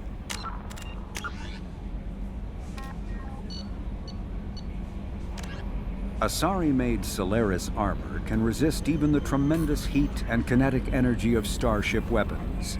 The armor is nearly unsurpassed in strength because its central material, carbon nanotube sheets woven with diamond chemical vapor deposition, are crushed by mass effect fields into super-dense layers able to withstand extreme temperatures. That process also compensates for diamond's brittleness. Diamond armor itself has two limiting disadvantages. First, while nanotubes and CVD diamond construction has become cheaper in recent years, it remains prohibitively expensive to coat starships or aircraft larger than fighters in Solaris material. Second, the armor must be attached to the ship's superstructure, so shockwaves from massive firepower can still destroy the metals beneath the armor itself. A popular misconception holds that the diamond composition of Solaris armor gives it its sparkle. In fact, atmospheric nitrogen impurities during the superhot forging process give the armor its metallic gray or yellow sheen. Cyclonic barrier technology, CBT, attempts to solve the higher-end limitations of traditional kinetic barriers. Traditional barriers cannot block high-level kinetic energy such as disruptor torpedoes because torpedo mass effect fields add mass. The CBT violently slaps aside rather than halting incoming linear force. By rotationally firing their mass effect field projectors, ships create rapidly oscillating kinetic barriers instead of static ones. Shooting through the CBT is like trying to shoot at a target inside a spinning ball. Significant drawbacks to current CBT configuration prevent its use on anything other than frigates and fighters. Its many high-frequency sensors and emitters require frequent maintenance and replacement.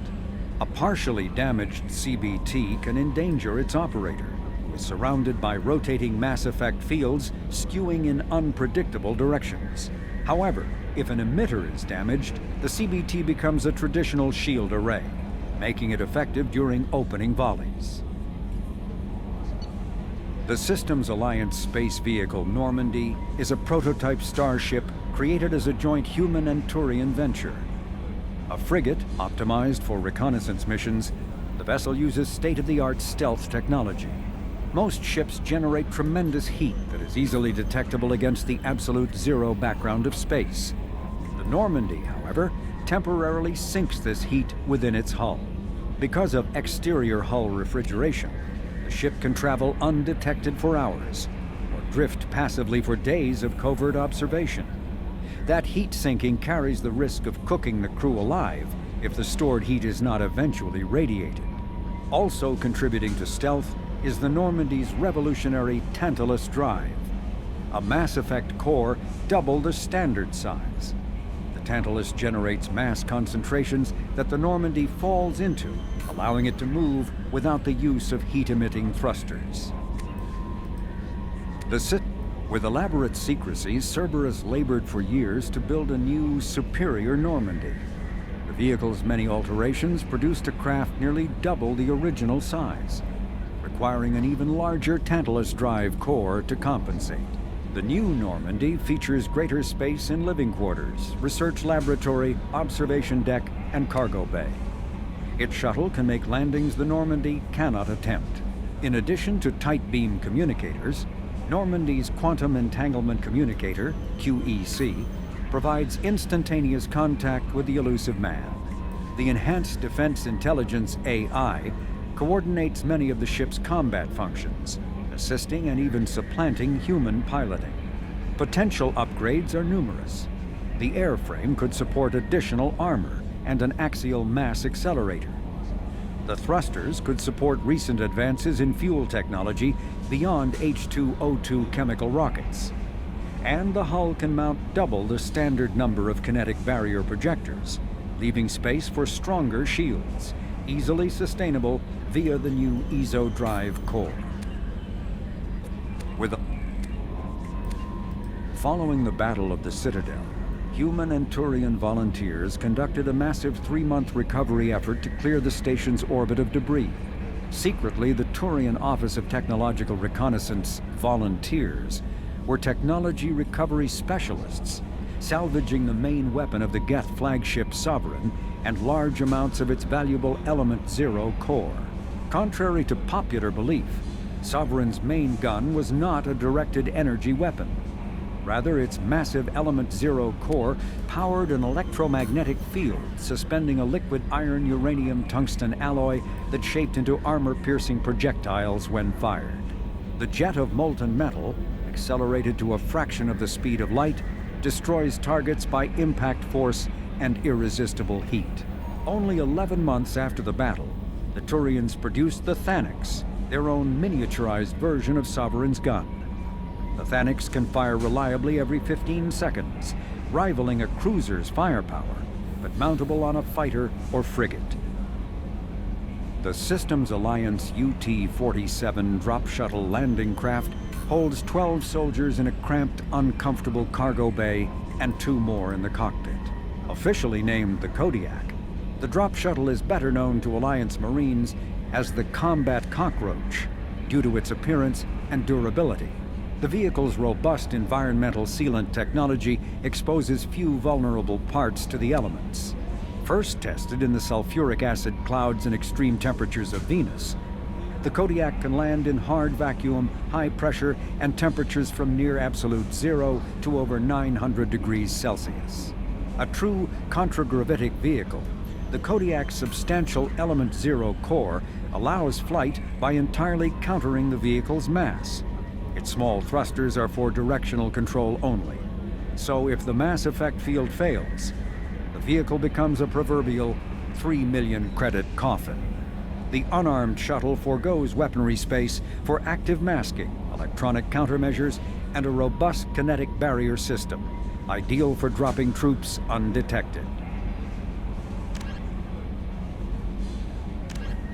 Biotics is the ability of rare individuals to manipulate dark energy and create mass effect fields through the use of electrical impulses from the brain.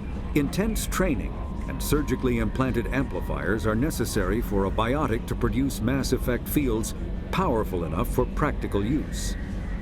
The relative strength of biotic abilities varies greatly among species and with each individual. There are 3 branches of biotics. Telekinesis uses mass-lowering fields to levitate or impel objects. Mass-raising kinetic fields are used to block or pin objects. Spatial distortion uses rapidly shifting mass fields to shred objects. Most organic species are capable of developing biotic abilities, though there are risks involved. Biotics are the result of an in utero exposure to Element Zero. This usually causes fatal cancers in the victim, but in rare cases, it coalesces into nodules within the fetus's developing nervous system. When subjected to an electrical current, the rare material dubbed Element Zero, or EZO, emits a dark energy field that raises or lowers the mass of all objects within it. This mass effect is used in countless ways, from generating artificial gravity to manufacturing high-strength construction materials. It is most prominently used to enable faster-than-light space travel. EZO is generated when solid matter, such as a planet, is affected by the energy of a star going supernova. The material is common in the asteroid debris that orbits neutron stars and pulsars. These are dangerous places to mine, requiring extensive use of robotics, telepresence, and shielding to survive the incredible radiation from the dead star. Only a few major corporations can afford the setup costs required to work these primary sources. Humanity discovered refined Element Zero at the Prothean Research Station on Mars, allowing them to create mass effect fields and develop FTL travel.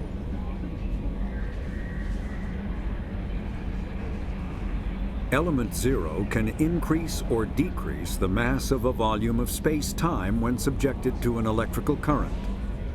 With a positive current, mass is increased. With a negative current, mass is decreased. The stronger the current, the greater the magnitude of the dark energy mass effect. In space, low-mass fields allow FTL travel and inexpensive surface-to-orbit transit. High-mass fields create artificial gravity and push space debris away from vessels. In manufacturing, low-mass fields permit the creation of evenly blended alloys, while high-mass compaction creates dense, sturdy construction materials. The military makes extensive use of mobility-enhancing technologies, with Mass Effect utilizing fighting vehicles standard frontline issue in most military forces. Mass Effect fields are also essential in the creation of kinetic barriers or shields to protect against enemy fire. Mass relays are feats of Prothean engineering advanced far beyond the technology of any living species. They are enormous structures scattered throughout the stars and can create corridors of virtually mass-free space, allowing instantaneous transit between locations separated by years or even centuries of travel using conventional FTL drives. Primary mass relays can propel ships thousands of light years, often from one spiral arm of the galaxy to another. However, they have fixed one-to-one connections.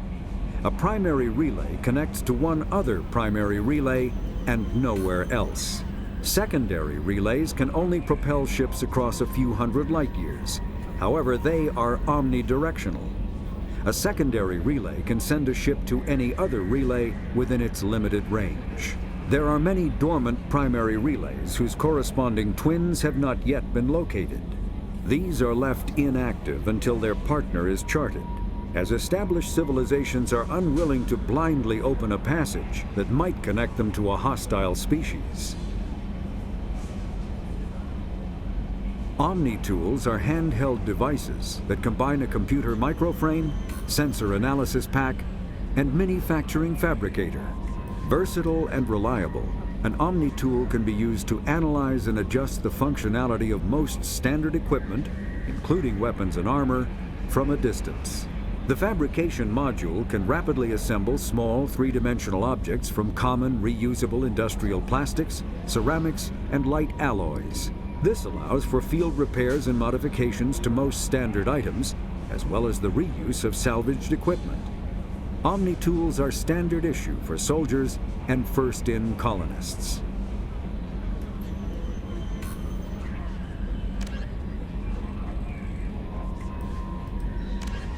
Biotics. Omni-tools are handheld. The Collector's particle beam weapon is strangely crafted, possessing few moving parts, lacking any obvious means for disassembly, and containing organic parts. The amount of energy required to create a destructive beam is several orders of magnitude more than the energy required to launch a physical projectile at high velocity via a Mass Effect field. Lacking any clear ammunition or fuel source, the device likely uses heat sinks or compensators to maintain firing during sustained combat. Current Cerberus efforts to understand the technology and replicate it have failed. Still in its experimental stages, the M622 Avalanche generates a Bose-Einstein condensate within a Mass Effect bubble, which dissipates on impact, violently spraying the condensate outward and coating the target in a near absolute zero superfluid. The Avalanche is unreliable, at times merely coating its target with ice, defacing exposed skin and freezing armor joints. Such low temperatures cause great damage to electronics like kinetic barrier emitters, which sometimes leads to total systems failure. At the other extreme, the Avalanche freezes flesh and bone, causing massive trauma as blood vessels constrict and frozen blood expands. Occasionally, such iced tissue shatters. The M920 Kane is a portable particle accelerator surrounding an array of dust-form element zero chambers. This weapon prototype subjects its EZO to extreme positive and negative currents to project mass effect fields. By increasing and decreasing mass, the fields shear the target's mass the way disruptor torpedoes do. The shearing fields collide ambient materials at such high speeds they create mushroom clouds, an effect otherwise impossible on the small scale. The weapon induces neither fission nor fusion in non-nuclear targets, and its own nuclear reactions are shielded by lead alloys. The M920 Kane uses graphite rods as neutron moderators, which require frequent replacement to sustain power. Fortunately, most heavy weapon ammunition can be refabricated via Omni-Tool into graphite rods. Medigel is a common medicinal salve used by paramedics, EMTs, and military personnel. It combines several useful applications: a local anesthetic, disinfectant, and clotting agent all in one. Once applied, the gel is designed to grip tight to flesh until subjected to a frequency of ultrasound. It is sealable against liquids, most notably blood, as well as contaminants and gases. The gel is a genetically engineered bioplasm created by the CERTA Foundation, a medical technology megacorp based on Earth. Technically, Medigel violates Council laws against genetic engineering, but to date, it has proved far too useful to ban. Based on existing technology, the ML-77 is a rapid-fire missile launcher using seeking projectiles. Each projectile features a friend or foe recognition system, ensuring it will find a hostile target even if the user's aim is not completely accurate. The weapon excels at taking out snipers and other entrenched enemies in dense urban environments. This makes it popular with mercenary groups, particularly the Blue Suns mercenary band. Missile launchers have been appearing with increasing frequency in the Terminus system, but their point of manufacture is unknown. Legal duplication of missile launchers is difficult due to Fabrication Rights Management, FRM, technology.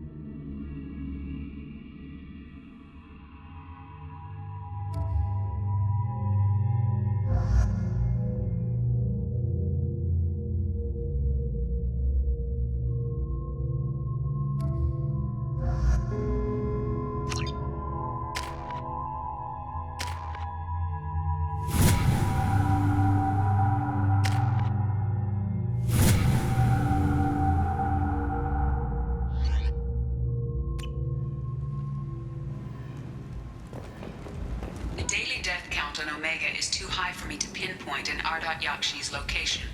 However, given the reputation of Ardat Yakshi among the Asari, Arya T'Loak may have tracked her movements. Thank you. Is that Shepard? Shepard's supposed to be dead. Greetings. I was hoping you'd come by. I'm Ish, and this is Sel. You look like a good person to know. You need something? Well, if you'd be so kind, I hoped you might consider A proposition. I need skilled, trustworthy people to take care of a little business for me. Nothing illegal, of course, but it's paying work. What kind of business do you do? Important business. So important that, with your help, we can change Omega. What do you mean we can change Omega? Well, I didn't want to say anything, but certain people here have business deals with people throughout the galaxy. If we were to have information involving those deals, we could make some ripples around here. That's all I'll say. I'm listening. I'm in the information business, specifically the buying and selling of privileged material. It's nothing illicit. I just need someone to pick up packages in certain locations and bring them to me here.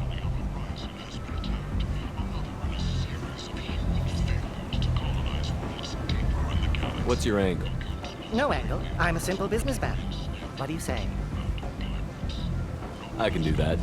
My contacts use specific drop points. I need you to look outside Merib's shop on the Citadel and inside Eternity on Ilion. Look around for anything that might hold a data package and bring those packages to me. Good luck, my friends.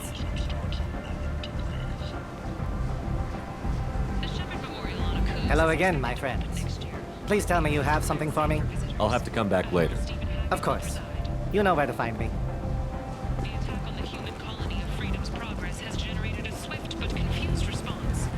Aid vessels have been sent, but it is not clear whether there are survivors. The Council offered its sympathy, but regretted that it could not become involved in a purely human matter.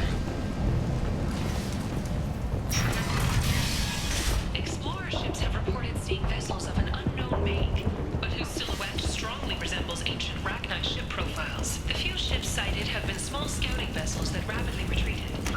The Council has pledged a full investigation. Fears of an uncontrolled plague in the streets of Omega have been laid to rest, as the disease is now under control. Where did you get that fantastic new visor? You wouldn't believe me if I told you. Harrods. Oh, I love that place. But I always thought Harrod only sold stuff for men. Oh, No, Harrod has something for everyone. He also sold me this spice rack shaped like a mining scanner. That's great! Restrained exasperation. Come to my store. It's not just boring junk anymore. The Asari Shaira, more commonly known as the Consort, You fly from galactic purity. You, sir. You are a fight. You and you. A flight on Omega Society, or a boon for the station's cheapest labor. End is not.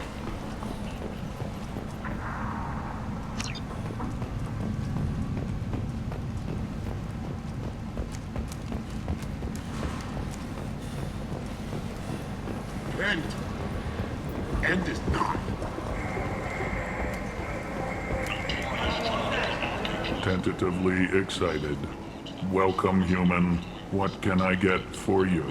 What kinds of things do you sell here? Friendly, salvaged parts. All kinds. Mostly legitimate. With pride, my prices are the lowest anywhere on the station. You won't find salvage cheaper than mine. I have things to do. Courteously, have a fine day. Take a look at my kiosk if you want to buy anything.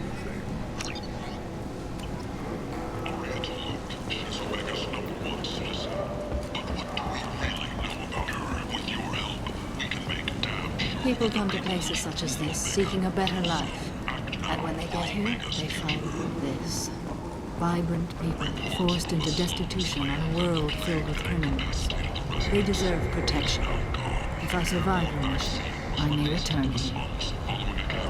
The last time I was on Omega, I couldn't find work.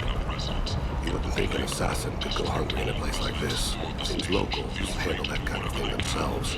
And those who can't aren't the kind of people you want to work with.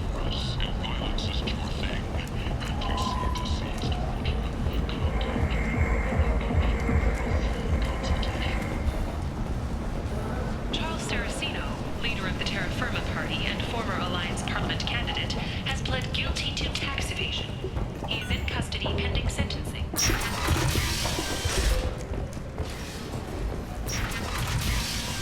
Emotions at Shepard's rumored survival are mixed.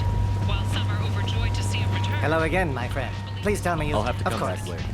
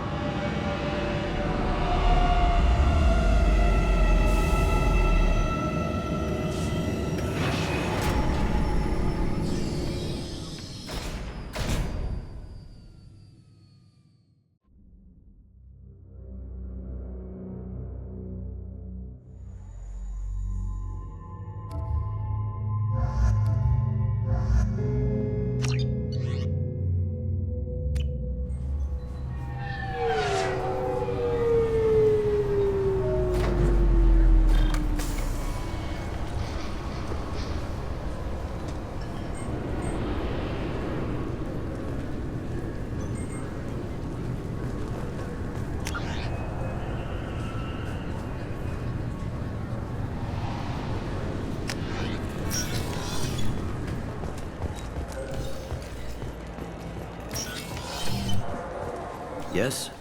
I should be going. You need anything else, let me know. I'm Commander Shepard, and this is my favorite store on the Citadel.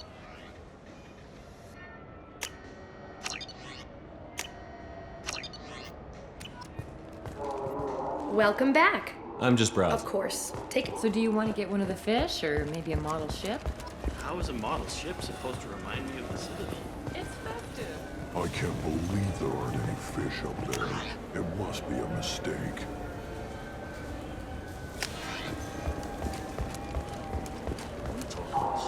Shepard, are you looking to continue your education? It's one thing to know how to shoot a gun, but do you have the career skills to deploy and manage today's high-tech network infrastructures? The Henley Technical Institute. Emotions at Shepard's rumored survival are mixed. While some are overjoyed to see him return, others believe his false death was a betrayal. Greetings, Earthclad. You will find many excellent ships for sale here. Only slightly used, yes.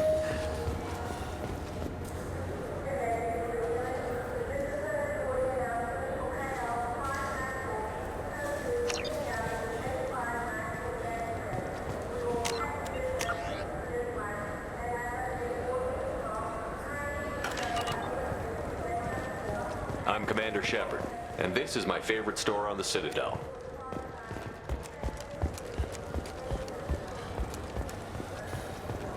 I'm Commander Shepard, and this is my favorite store on the Citadel.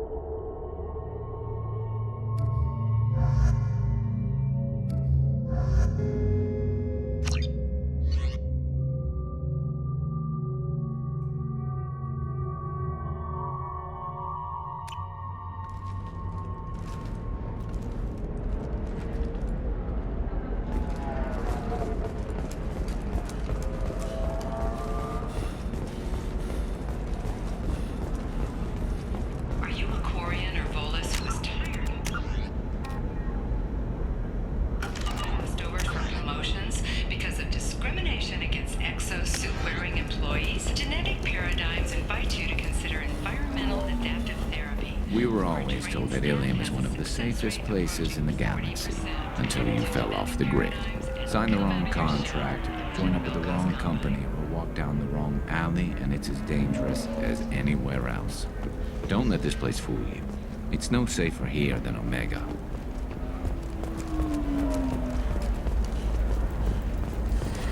You should try it my way. Look at how the wind's blowing. Well, I guess it's not like I attacked those colonies. I'm just watching trends.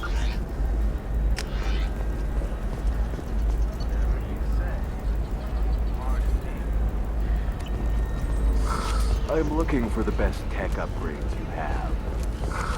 The Council thought that Blasto, the first NR Spectre, would play by the rules.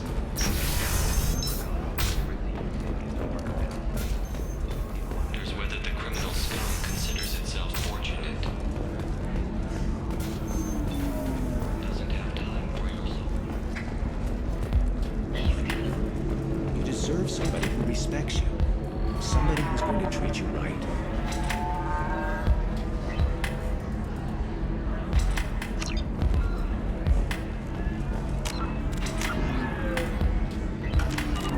I think I'm just going to stop dating for a while. No, don't do that. Don't let some human spoil you.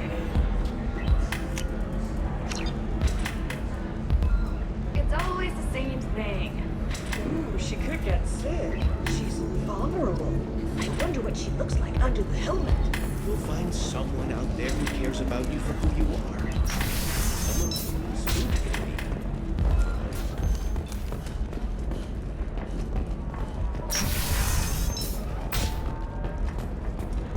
Dars, your skin looks amazing.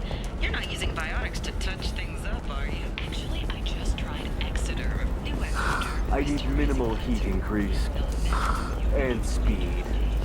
I have extremely high performance requirements. 25. Cell at 25. No, you're not.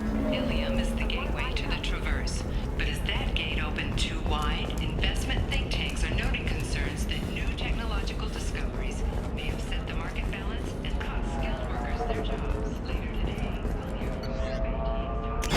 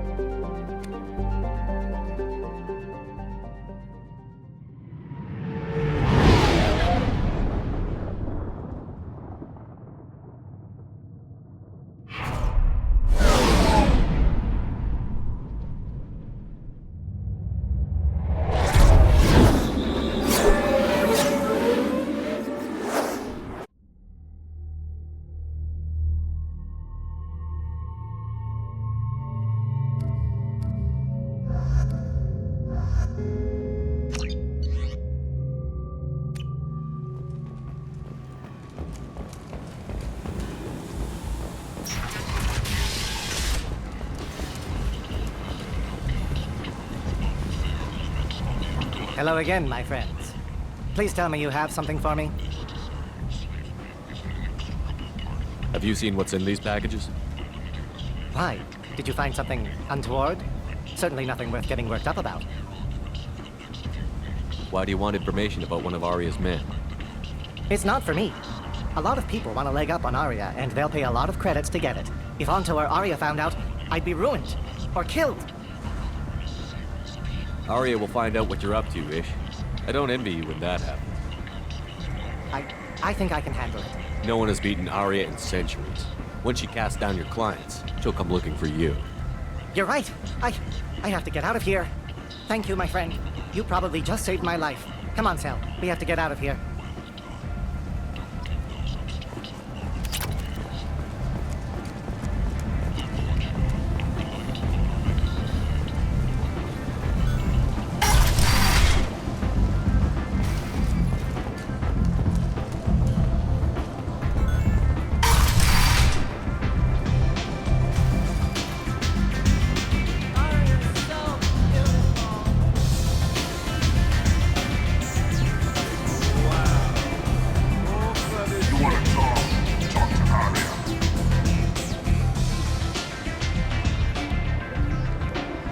What do you need? An Asari fugitive is hiding out here. She's an Ardat Yakshi. We need to find her. I knew it. Nothing leaves a body quite so empty as an Ardat Yakshi does. You haven't taken steps to kill her. Why would I? She hasn't tried to seduce me. Her last victim was a young girl. Pretty thing. Lived in the tenements near here. That's where I'd start looking.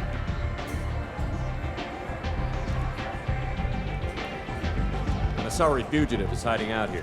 She's an Ardat Yakshi. We need to find her. I knew it. Nothing leaves a body quite so empty as an Ardat Yakshi does. You haven't taken steps to kill her. Why would I? She hasn't tried to seduce me. Her last victim was a young girl. Pretty thing. Lived in the tenements near here. That's where I'd start looking. Thanks for the help. Good luck finding her. Better luck catching her.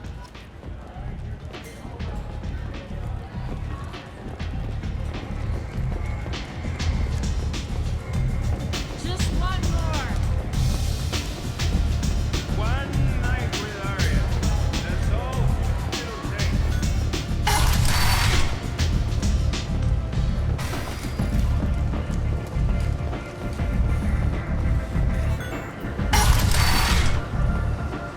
Come on, let me in.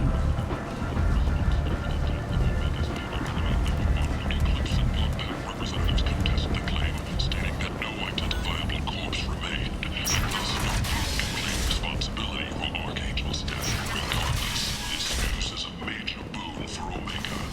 Our business can finally end it now. Mark Life got you down. Ready to give it all up and go into hiding in the abyss? Don't. Nalinox Security and Enforcement is looking for experienced, assertive individuals to carry out highly lucrative operations within Citadel space. Travel the galaxy and help conquer it, one piece at a time, with Nalinox. Reference is essential. Not hiring snipers, artillerists, or mail carriers. Nalinox may not be looking for experienced or assertive individuals. End is not.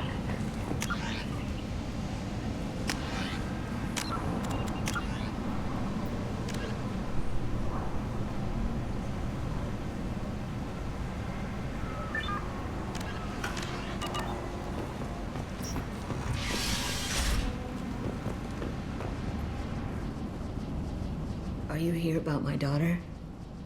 My nephew died a week ago and no one seems to care. The medics said it was a brain hemorrhage, but that's not true. It was murder. Someone killed my nephew, my baby.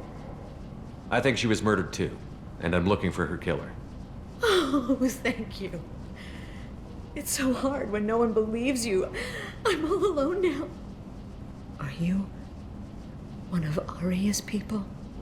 I'm here to help. Does it matter who sent me? No one else on this hellhole station gives a damn that my nephew is dead. If you can do something about it, I'll help you however I can.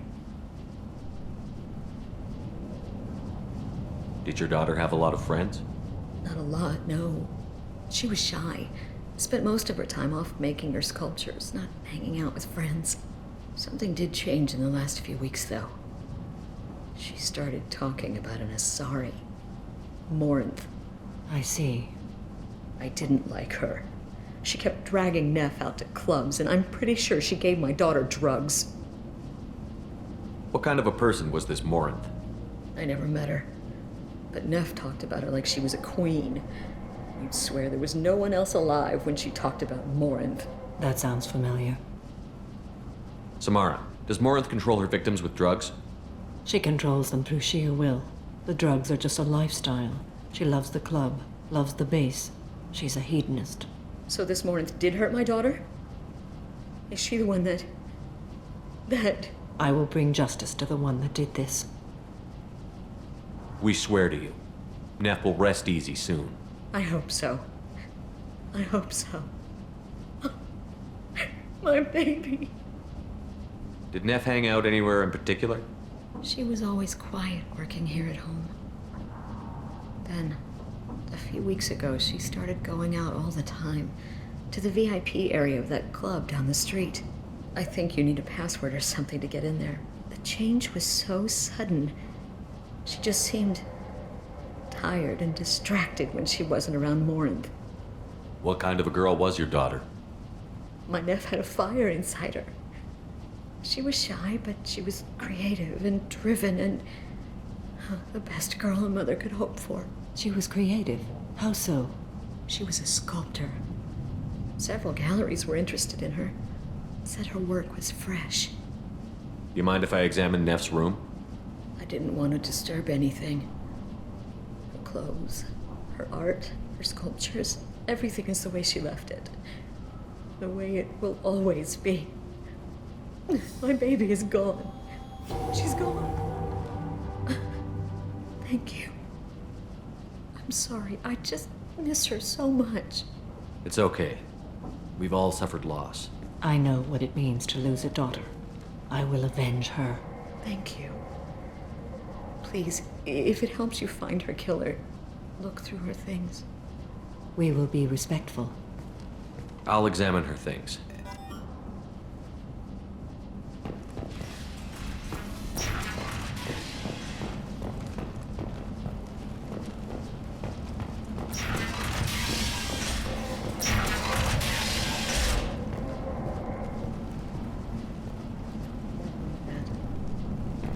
Some gallery offered me 4 years' salary for it. I'd never part with it.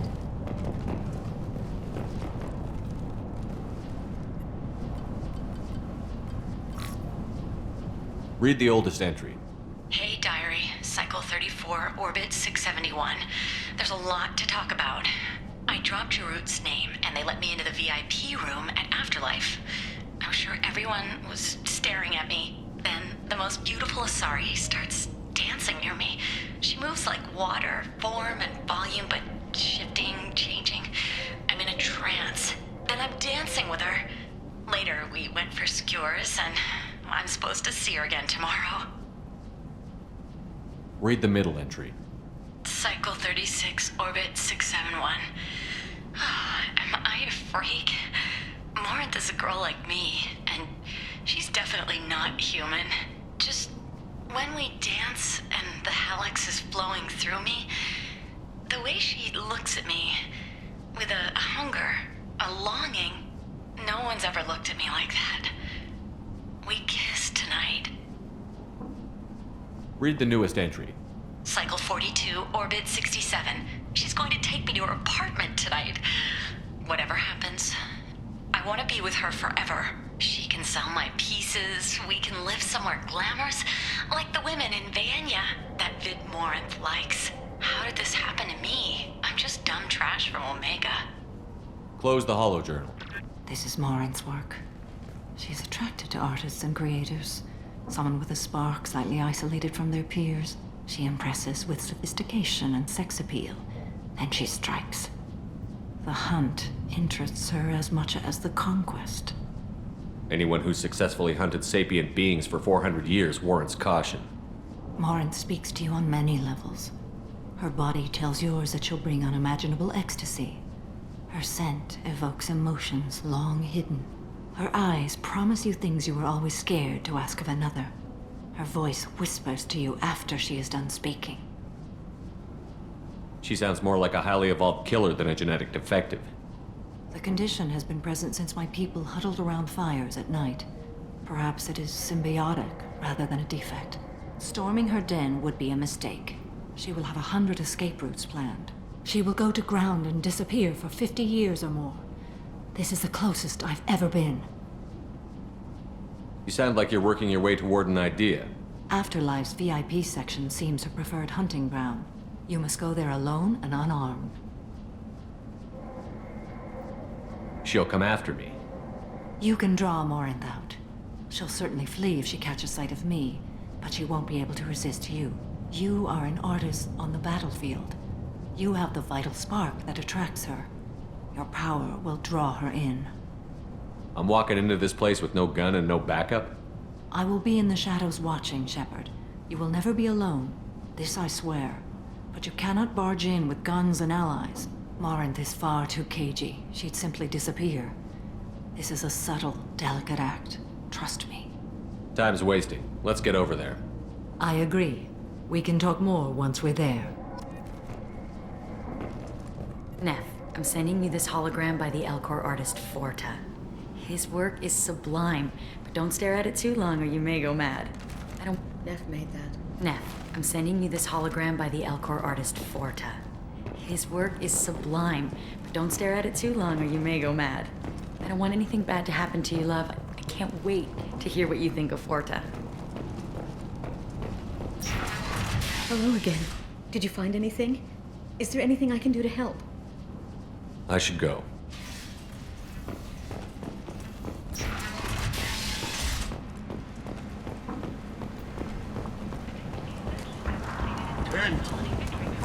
End is not.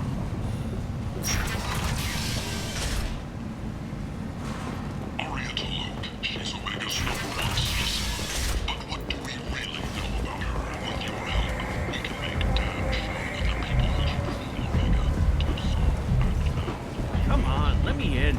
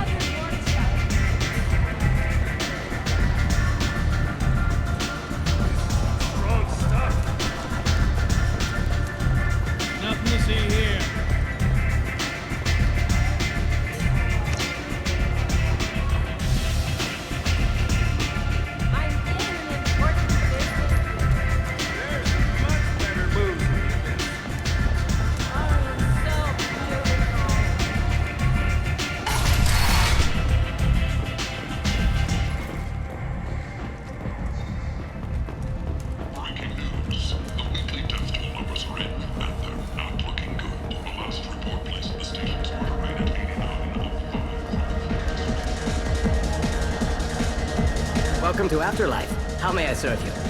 I'm good for now. Of course. Thank you for stopping by and for not shooting anyone in public.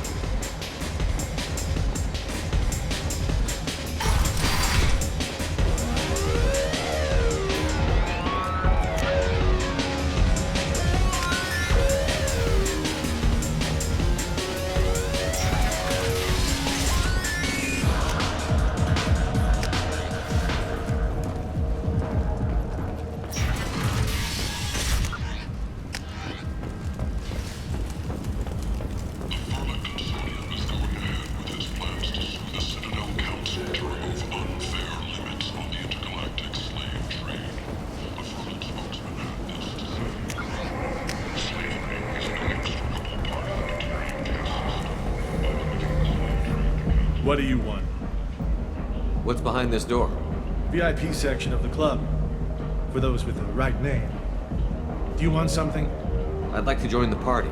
This really isn't your kind of place. Afterlife's main floor has lots of drinks and great music. What do you want? Someone told me the rest of Afterlife is nothing compared to this place. Sounds like a smart person. Who was it? Jarut. Go on in. Word to the wise. Start a fight, we'll hurt you. Someone attacks you, it's okay to defend yourself.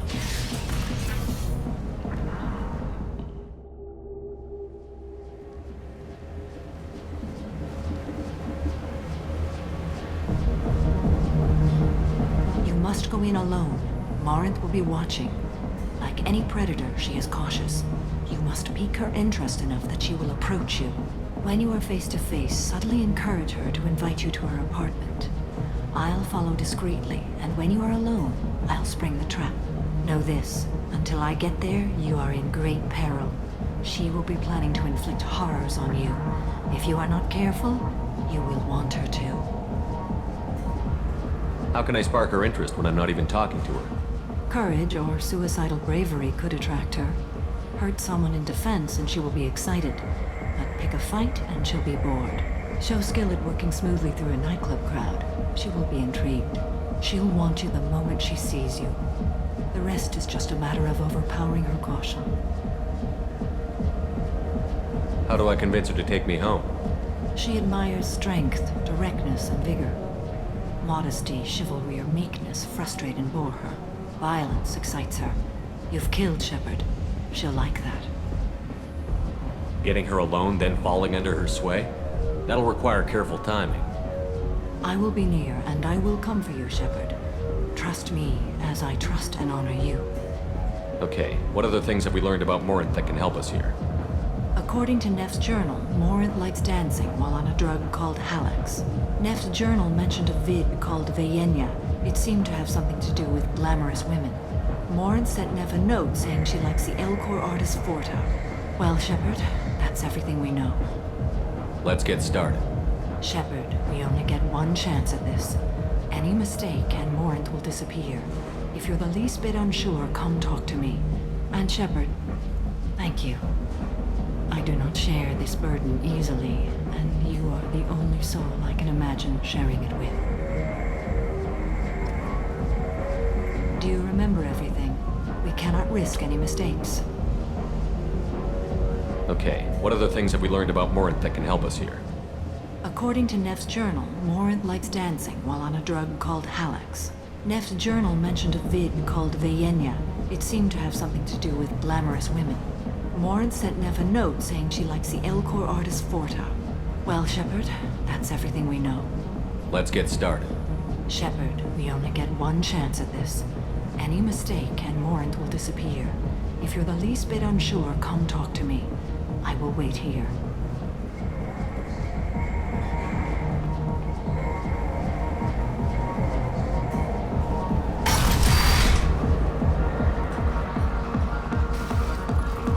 Hey, do you know where to get tickets for Expel 10? I heard this amazing Asari say they were her favorite band. I just want whatever she wants. I gotta find tickets. Expel 10 is playing tomorrow.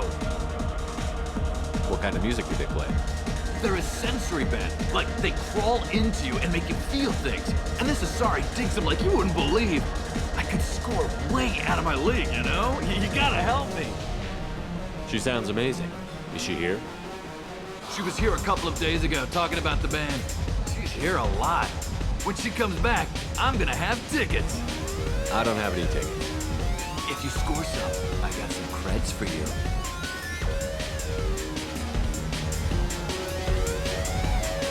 I love this place! I love everyone here! I love you! Hi. I need help right now, and I don't know who to ask. You're human, and you don't look high, so you're it. Can you help me out?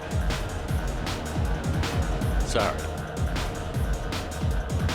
Well, I guess that's it. She's dead. Moiral's still over there with the gang. They're going to kill her. Can't you help? Tell me again what the issue is. My friend Moiral is doing a piece on Omega gangs. She's hanging with Florid. He's the worst of the worst. What is she doing? A vid piece. She's an investigative reporter, you know? She's trying to profile gang leaders. Your friend could get hurt. Yeah, and she's going to. See, Florid's on to her. His gang is on the way here, and they're gonna make a mess of her.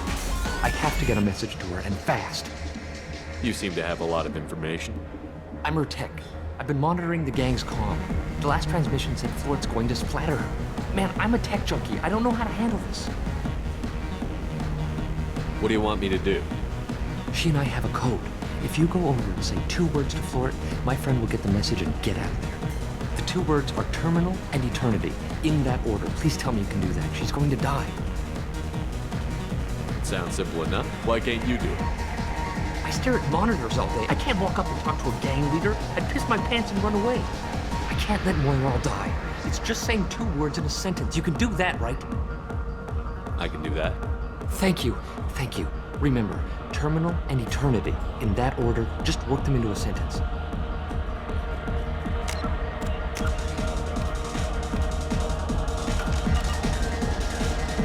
Hi again. I already said I love you, You need something, man? Is there a public extranet terminal around here? In a club? You don't have an Omni tool? That is a pretty strange question. I get by on public terminals. My Omni tool's been broken for an eternity. That's a tough break. I'm done talking to you now. Hey, Floret, I have to pee. Yeah? Hurry back, Moira. I'm ready to head out. Bitch isn't coming back. I'm gonna find her. Bitch isn't coming back. I'm gonna find her. You're breathing on my drink! It's hot. Sweaty. Thank you so much. I really thought she was going to die. Music here used to be avant-garde. Come on, baby. I can pay. I'm a good tipper, too. I told you to stay away from me. Ain't hard to get.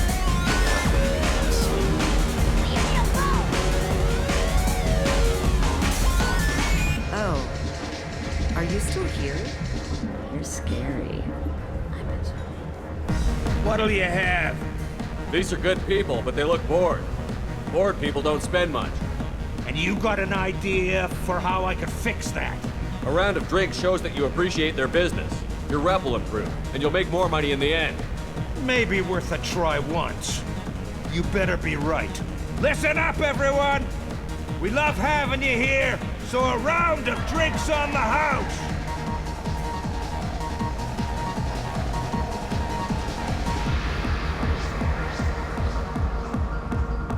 That was a great idea.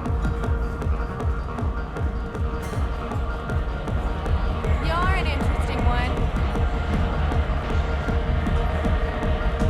I guess they'll let anybody in here now. No standards anymore. The standards must be low. You're here. It's pathetic when humans try to talk big. Bartender, give me another drink. What, you're still hanging around? I hate this place and everyone in it. Every night I hate it all over again. Lots of money on display here. Good cred hunting tonight. Hit him in the alley. As long as it isn't one of Arya's people, we're good. We gotta get enough creds to keep ink off our backs. Hey, what are you looking at? A pair of sad losers who think there's something, and are about to find out they're not. Who's gonna show us that? You? Human thinks he's a tough guy. Tougher than you.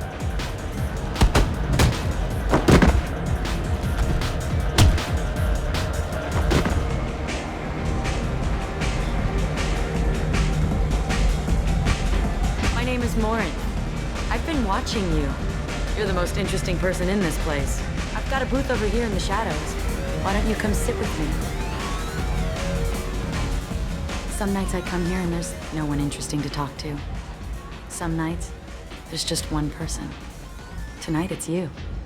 Why is that? I know what I like. Do you? Do you know anything about art? It speaks to the darkest places in me. What about you?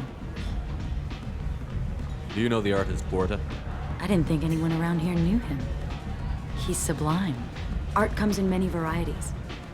I've seen vids that were more powerful than a sculpture sitting in a gallery.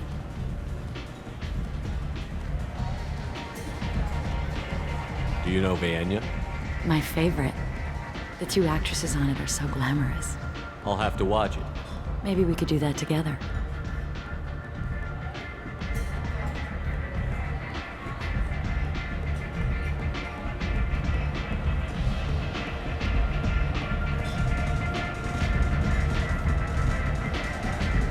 What do you think of the music here?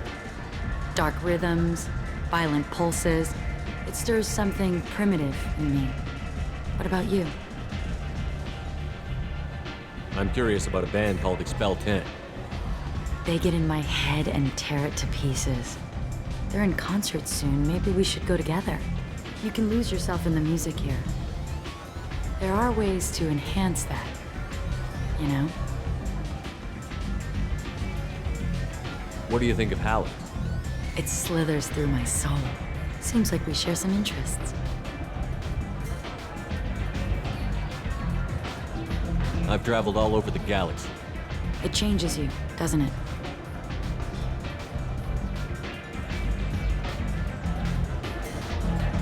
Real travel means going to dangerous places. Where you can see and do things most people can't imagine. Yes. When I travel, I find myself drawn to dark, dangerous places. Violent places? Violence is the surest expression of power. If you're the strongest, you have the power. That's certainly true. Among children. Whoever wants it the most, is willing to do anything for it, has the power. Do you want to get out of here?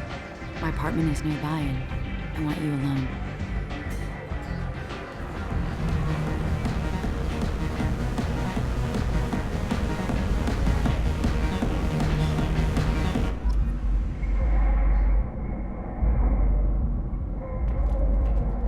Have a Hallex if you want, but wouldn't you rather have all your senses be clear and sharp right now? I certainly do.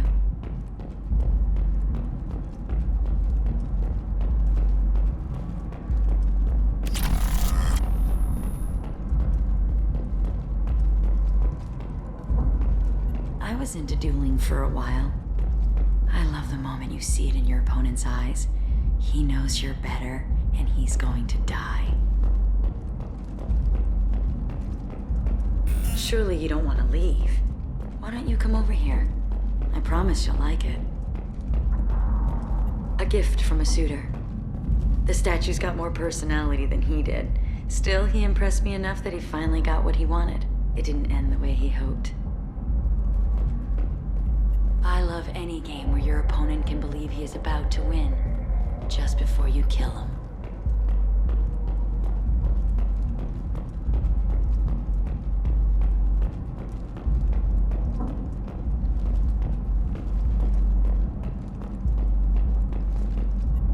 I love clubs. People, movement, heat. I can still hear the bass like the drums of a great hunt out for your blood. But here, it's muted, and you're safe. Is that what you want, Shepard? People feel safest right before they die. It's true. We're never safe. I've never understood the fascination with safety. Some of us choose differently. Independence over submission? I think we share that, you and I. We've both killed many times, but that's where the similarities end. Why do you say that I've killed? What do you know? Let's stop playing games.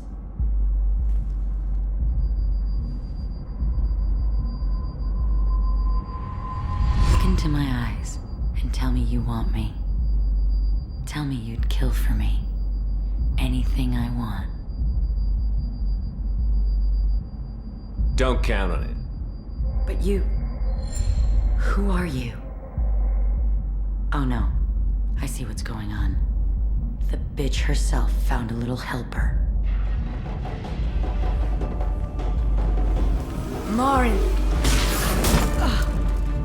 Mother. Do not call me that! I can't choose to stop being your daughter, Mother. You made your choice long ago. What choice? My only crime was being born with the gifts you gave me! Enough, Morin! I am the genetic destiny of the Asari. But they are not ready to reveal this. So I must die. You are You're a disease to be purged. Nothing more. I'm as strong as she is. Let me join you. I am already sworn to help you, Shepard. Let us finish this.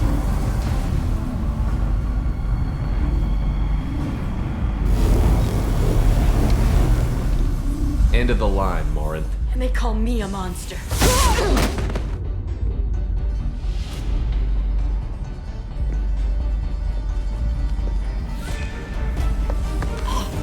Find peace in the embrace of the goddess.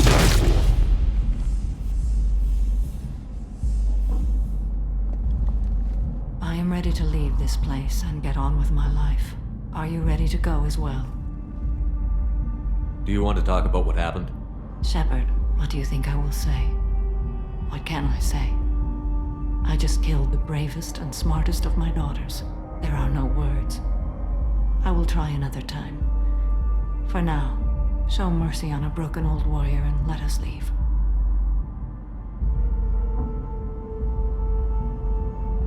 I want to look around a bit more. Very well. I will remember the day of Morinth's birth. Tell me when you are ready.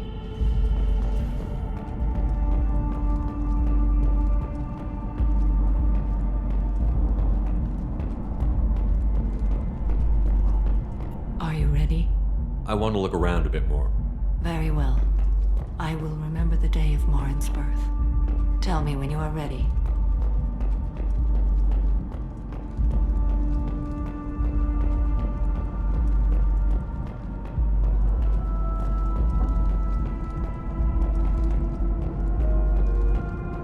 Are you ready?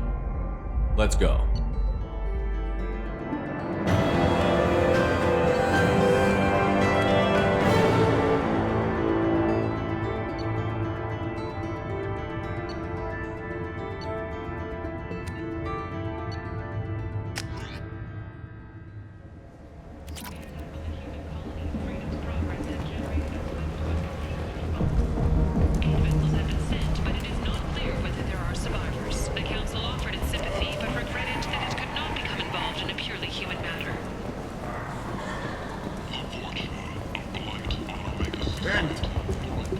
End is nigh.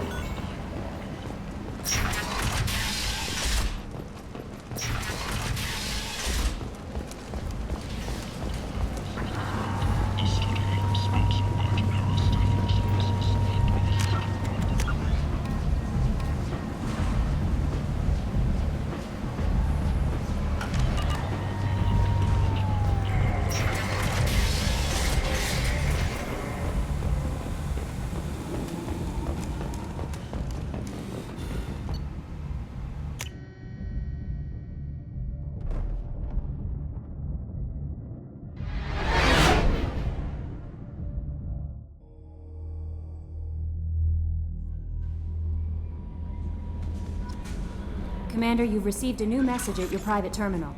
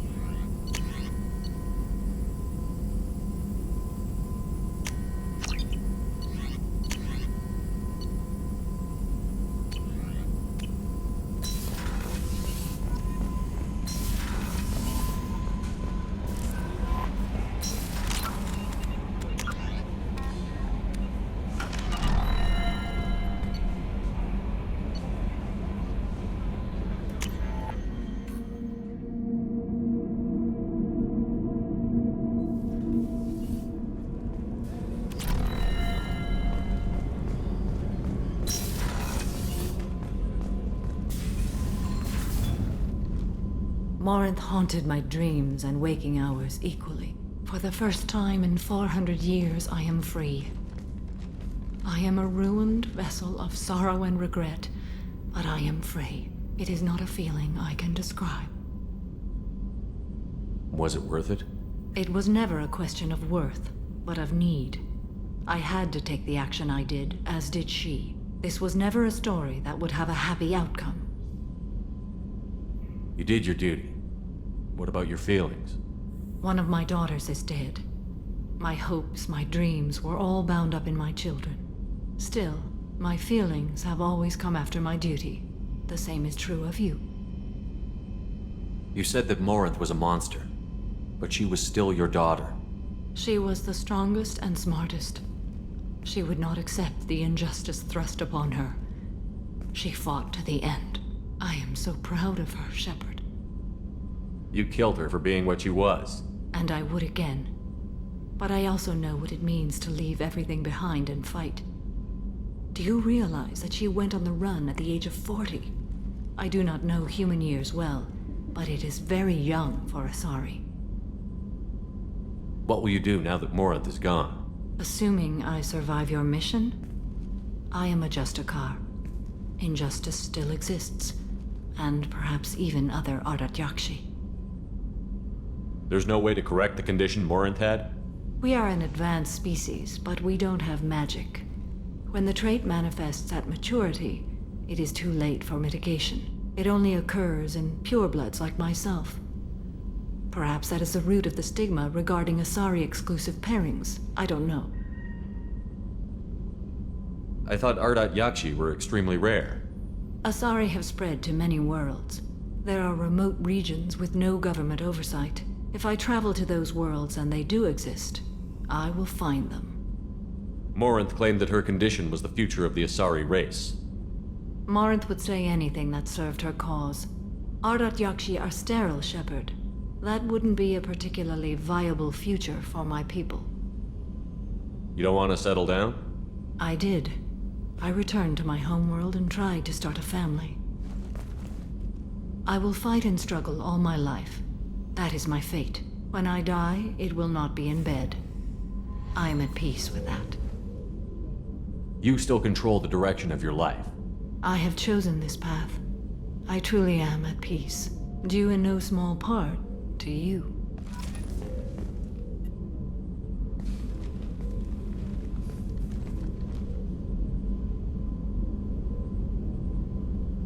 Shepard.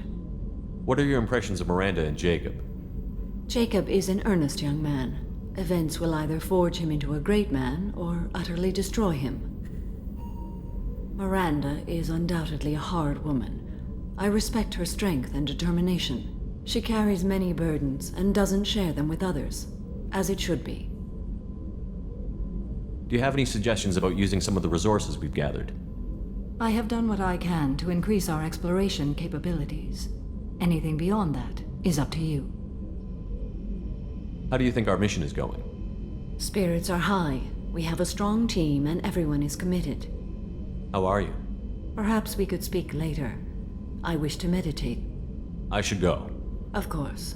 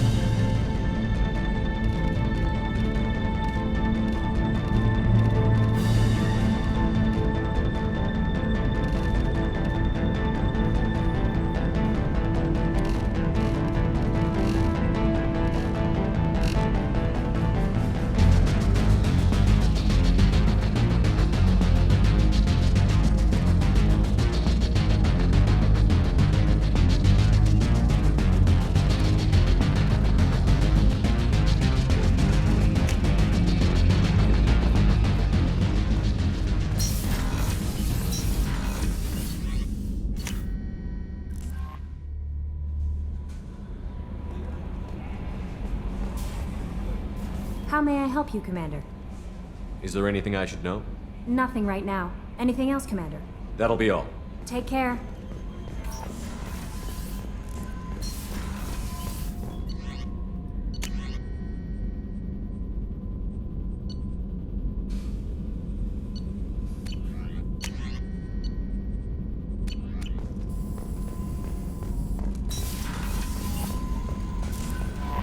No messages for you, Commander.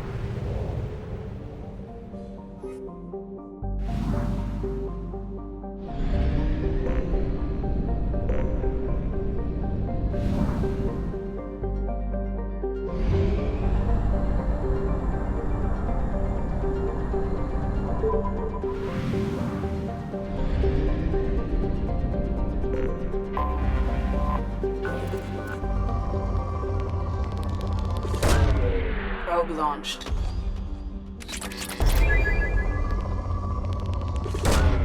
Launching probe.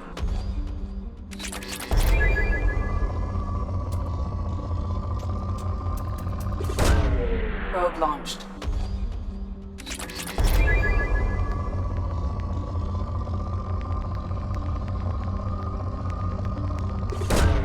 Probe launched. Probe launched.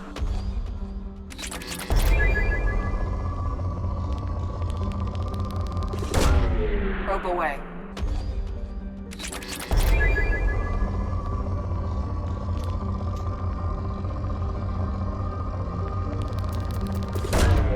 Probe launched.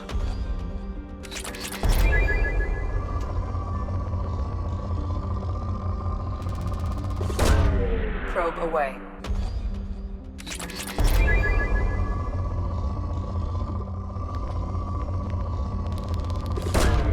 Launching probe.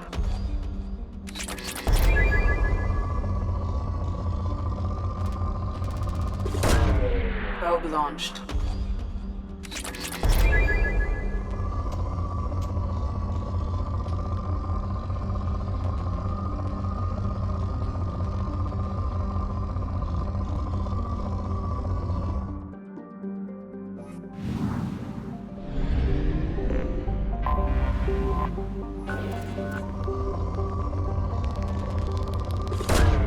Launching probe.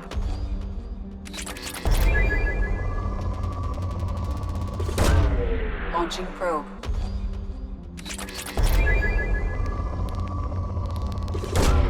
Launching probe.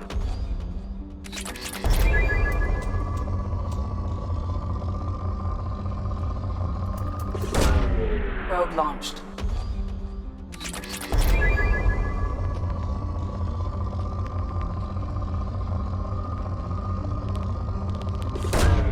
Probe launched.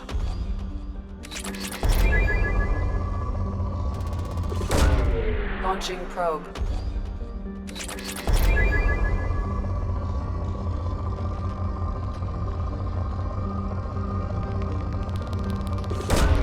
Probe away.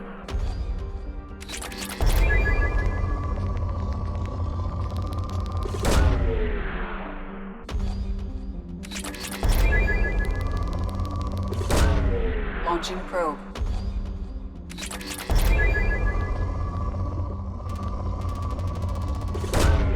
Probe away.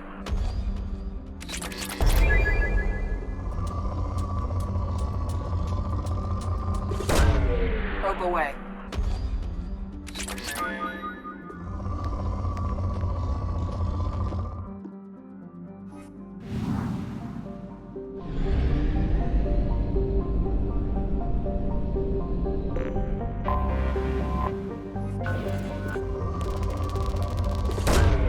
Probe launched.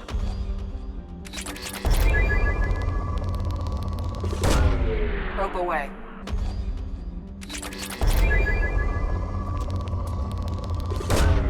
Probe launched.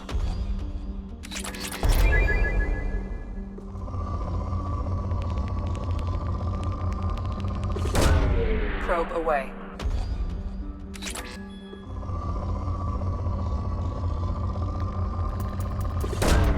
Launching probe.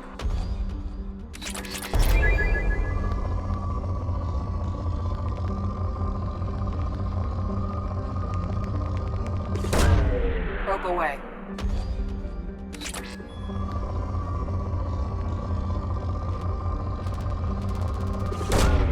Launching probe.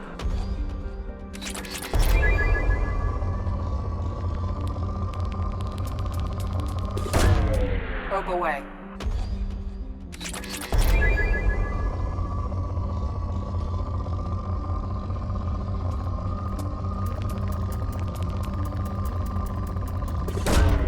Probe launched.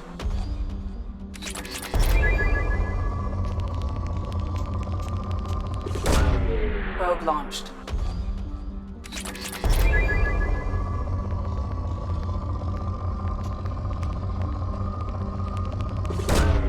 Launching probe.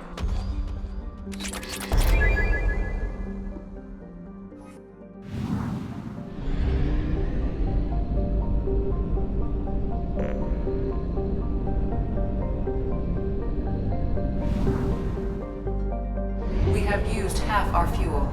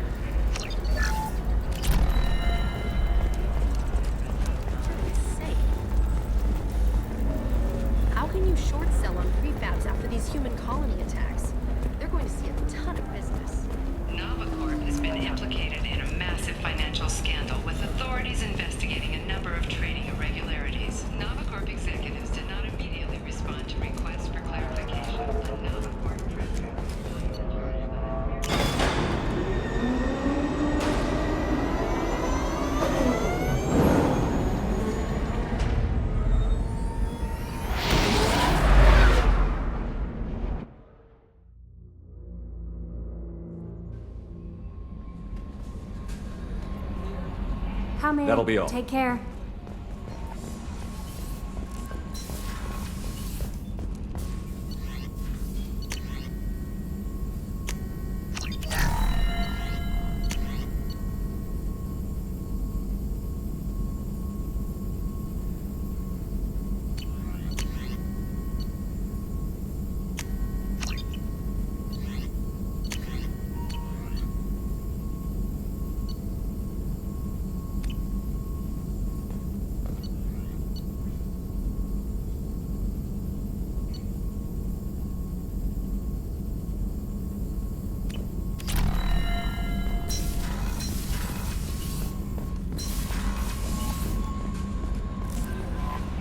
No messages for you, Commander.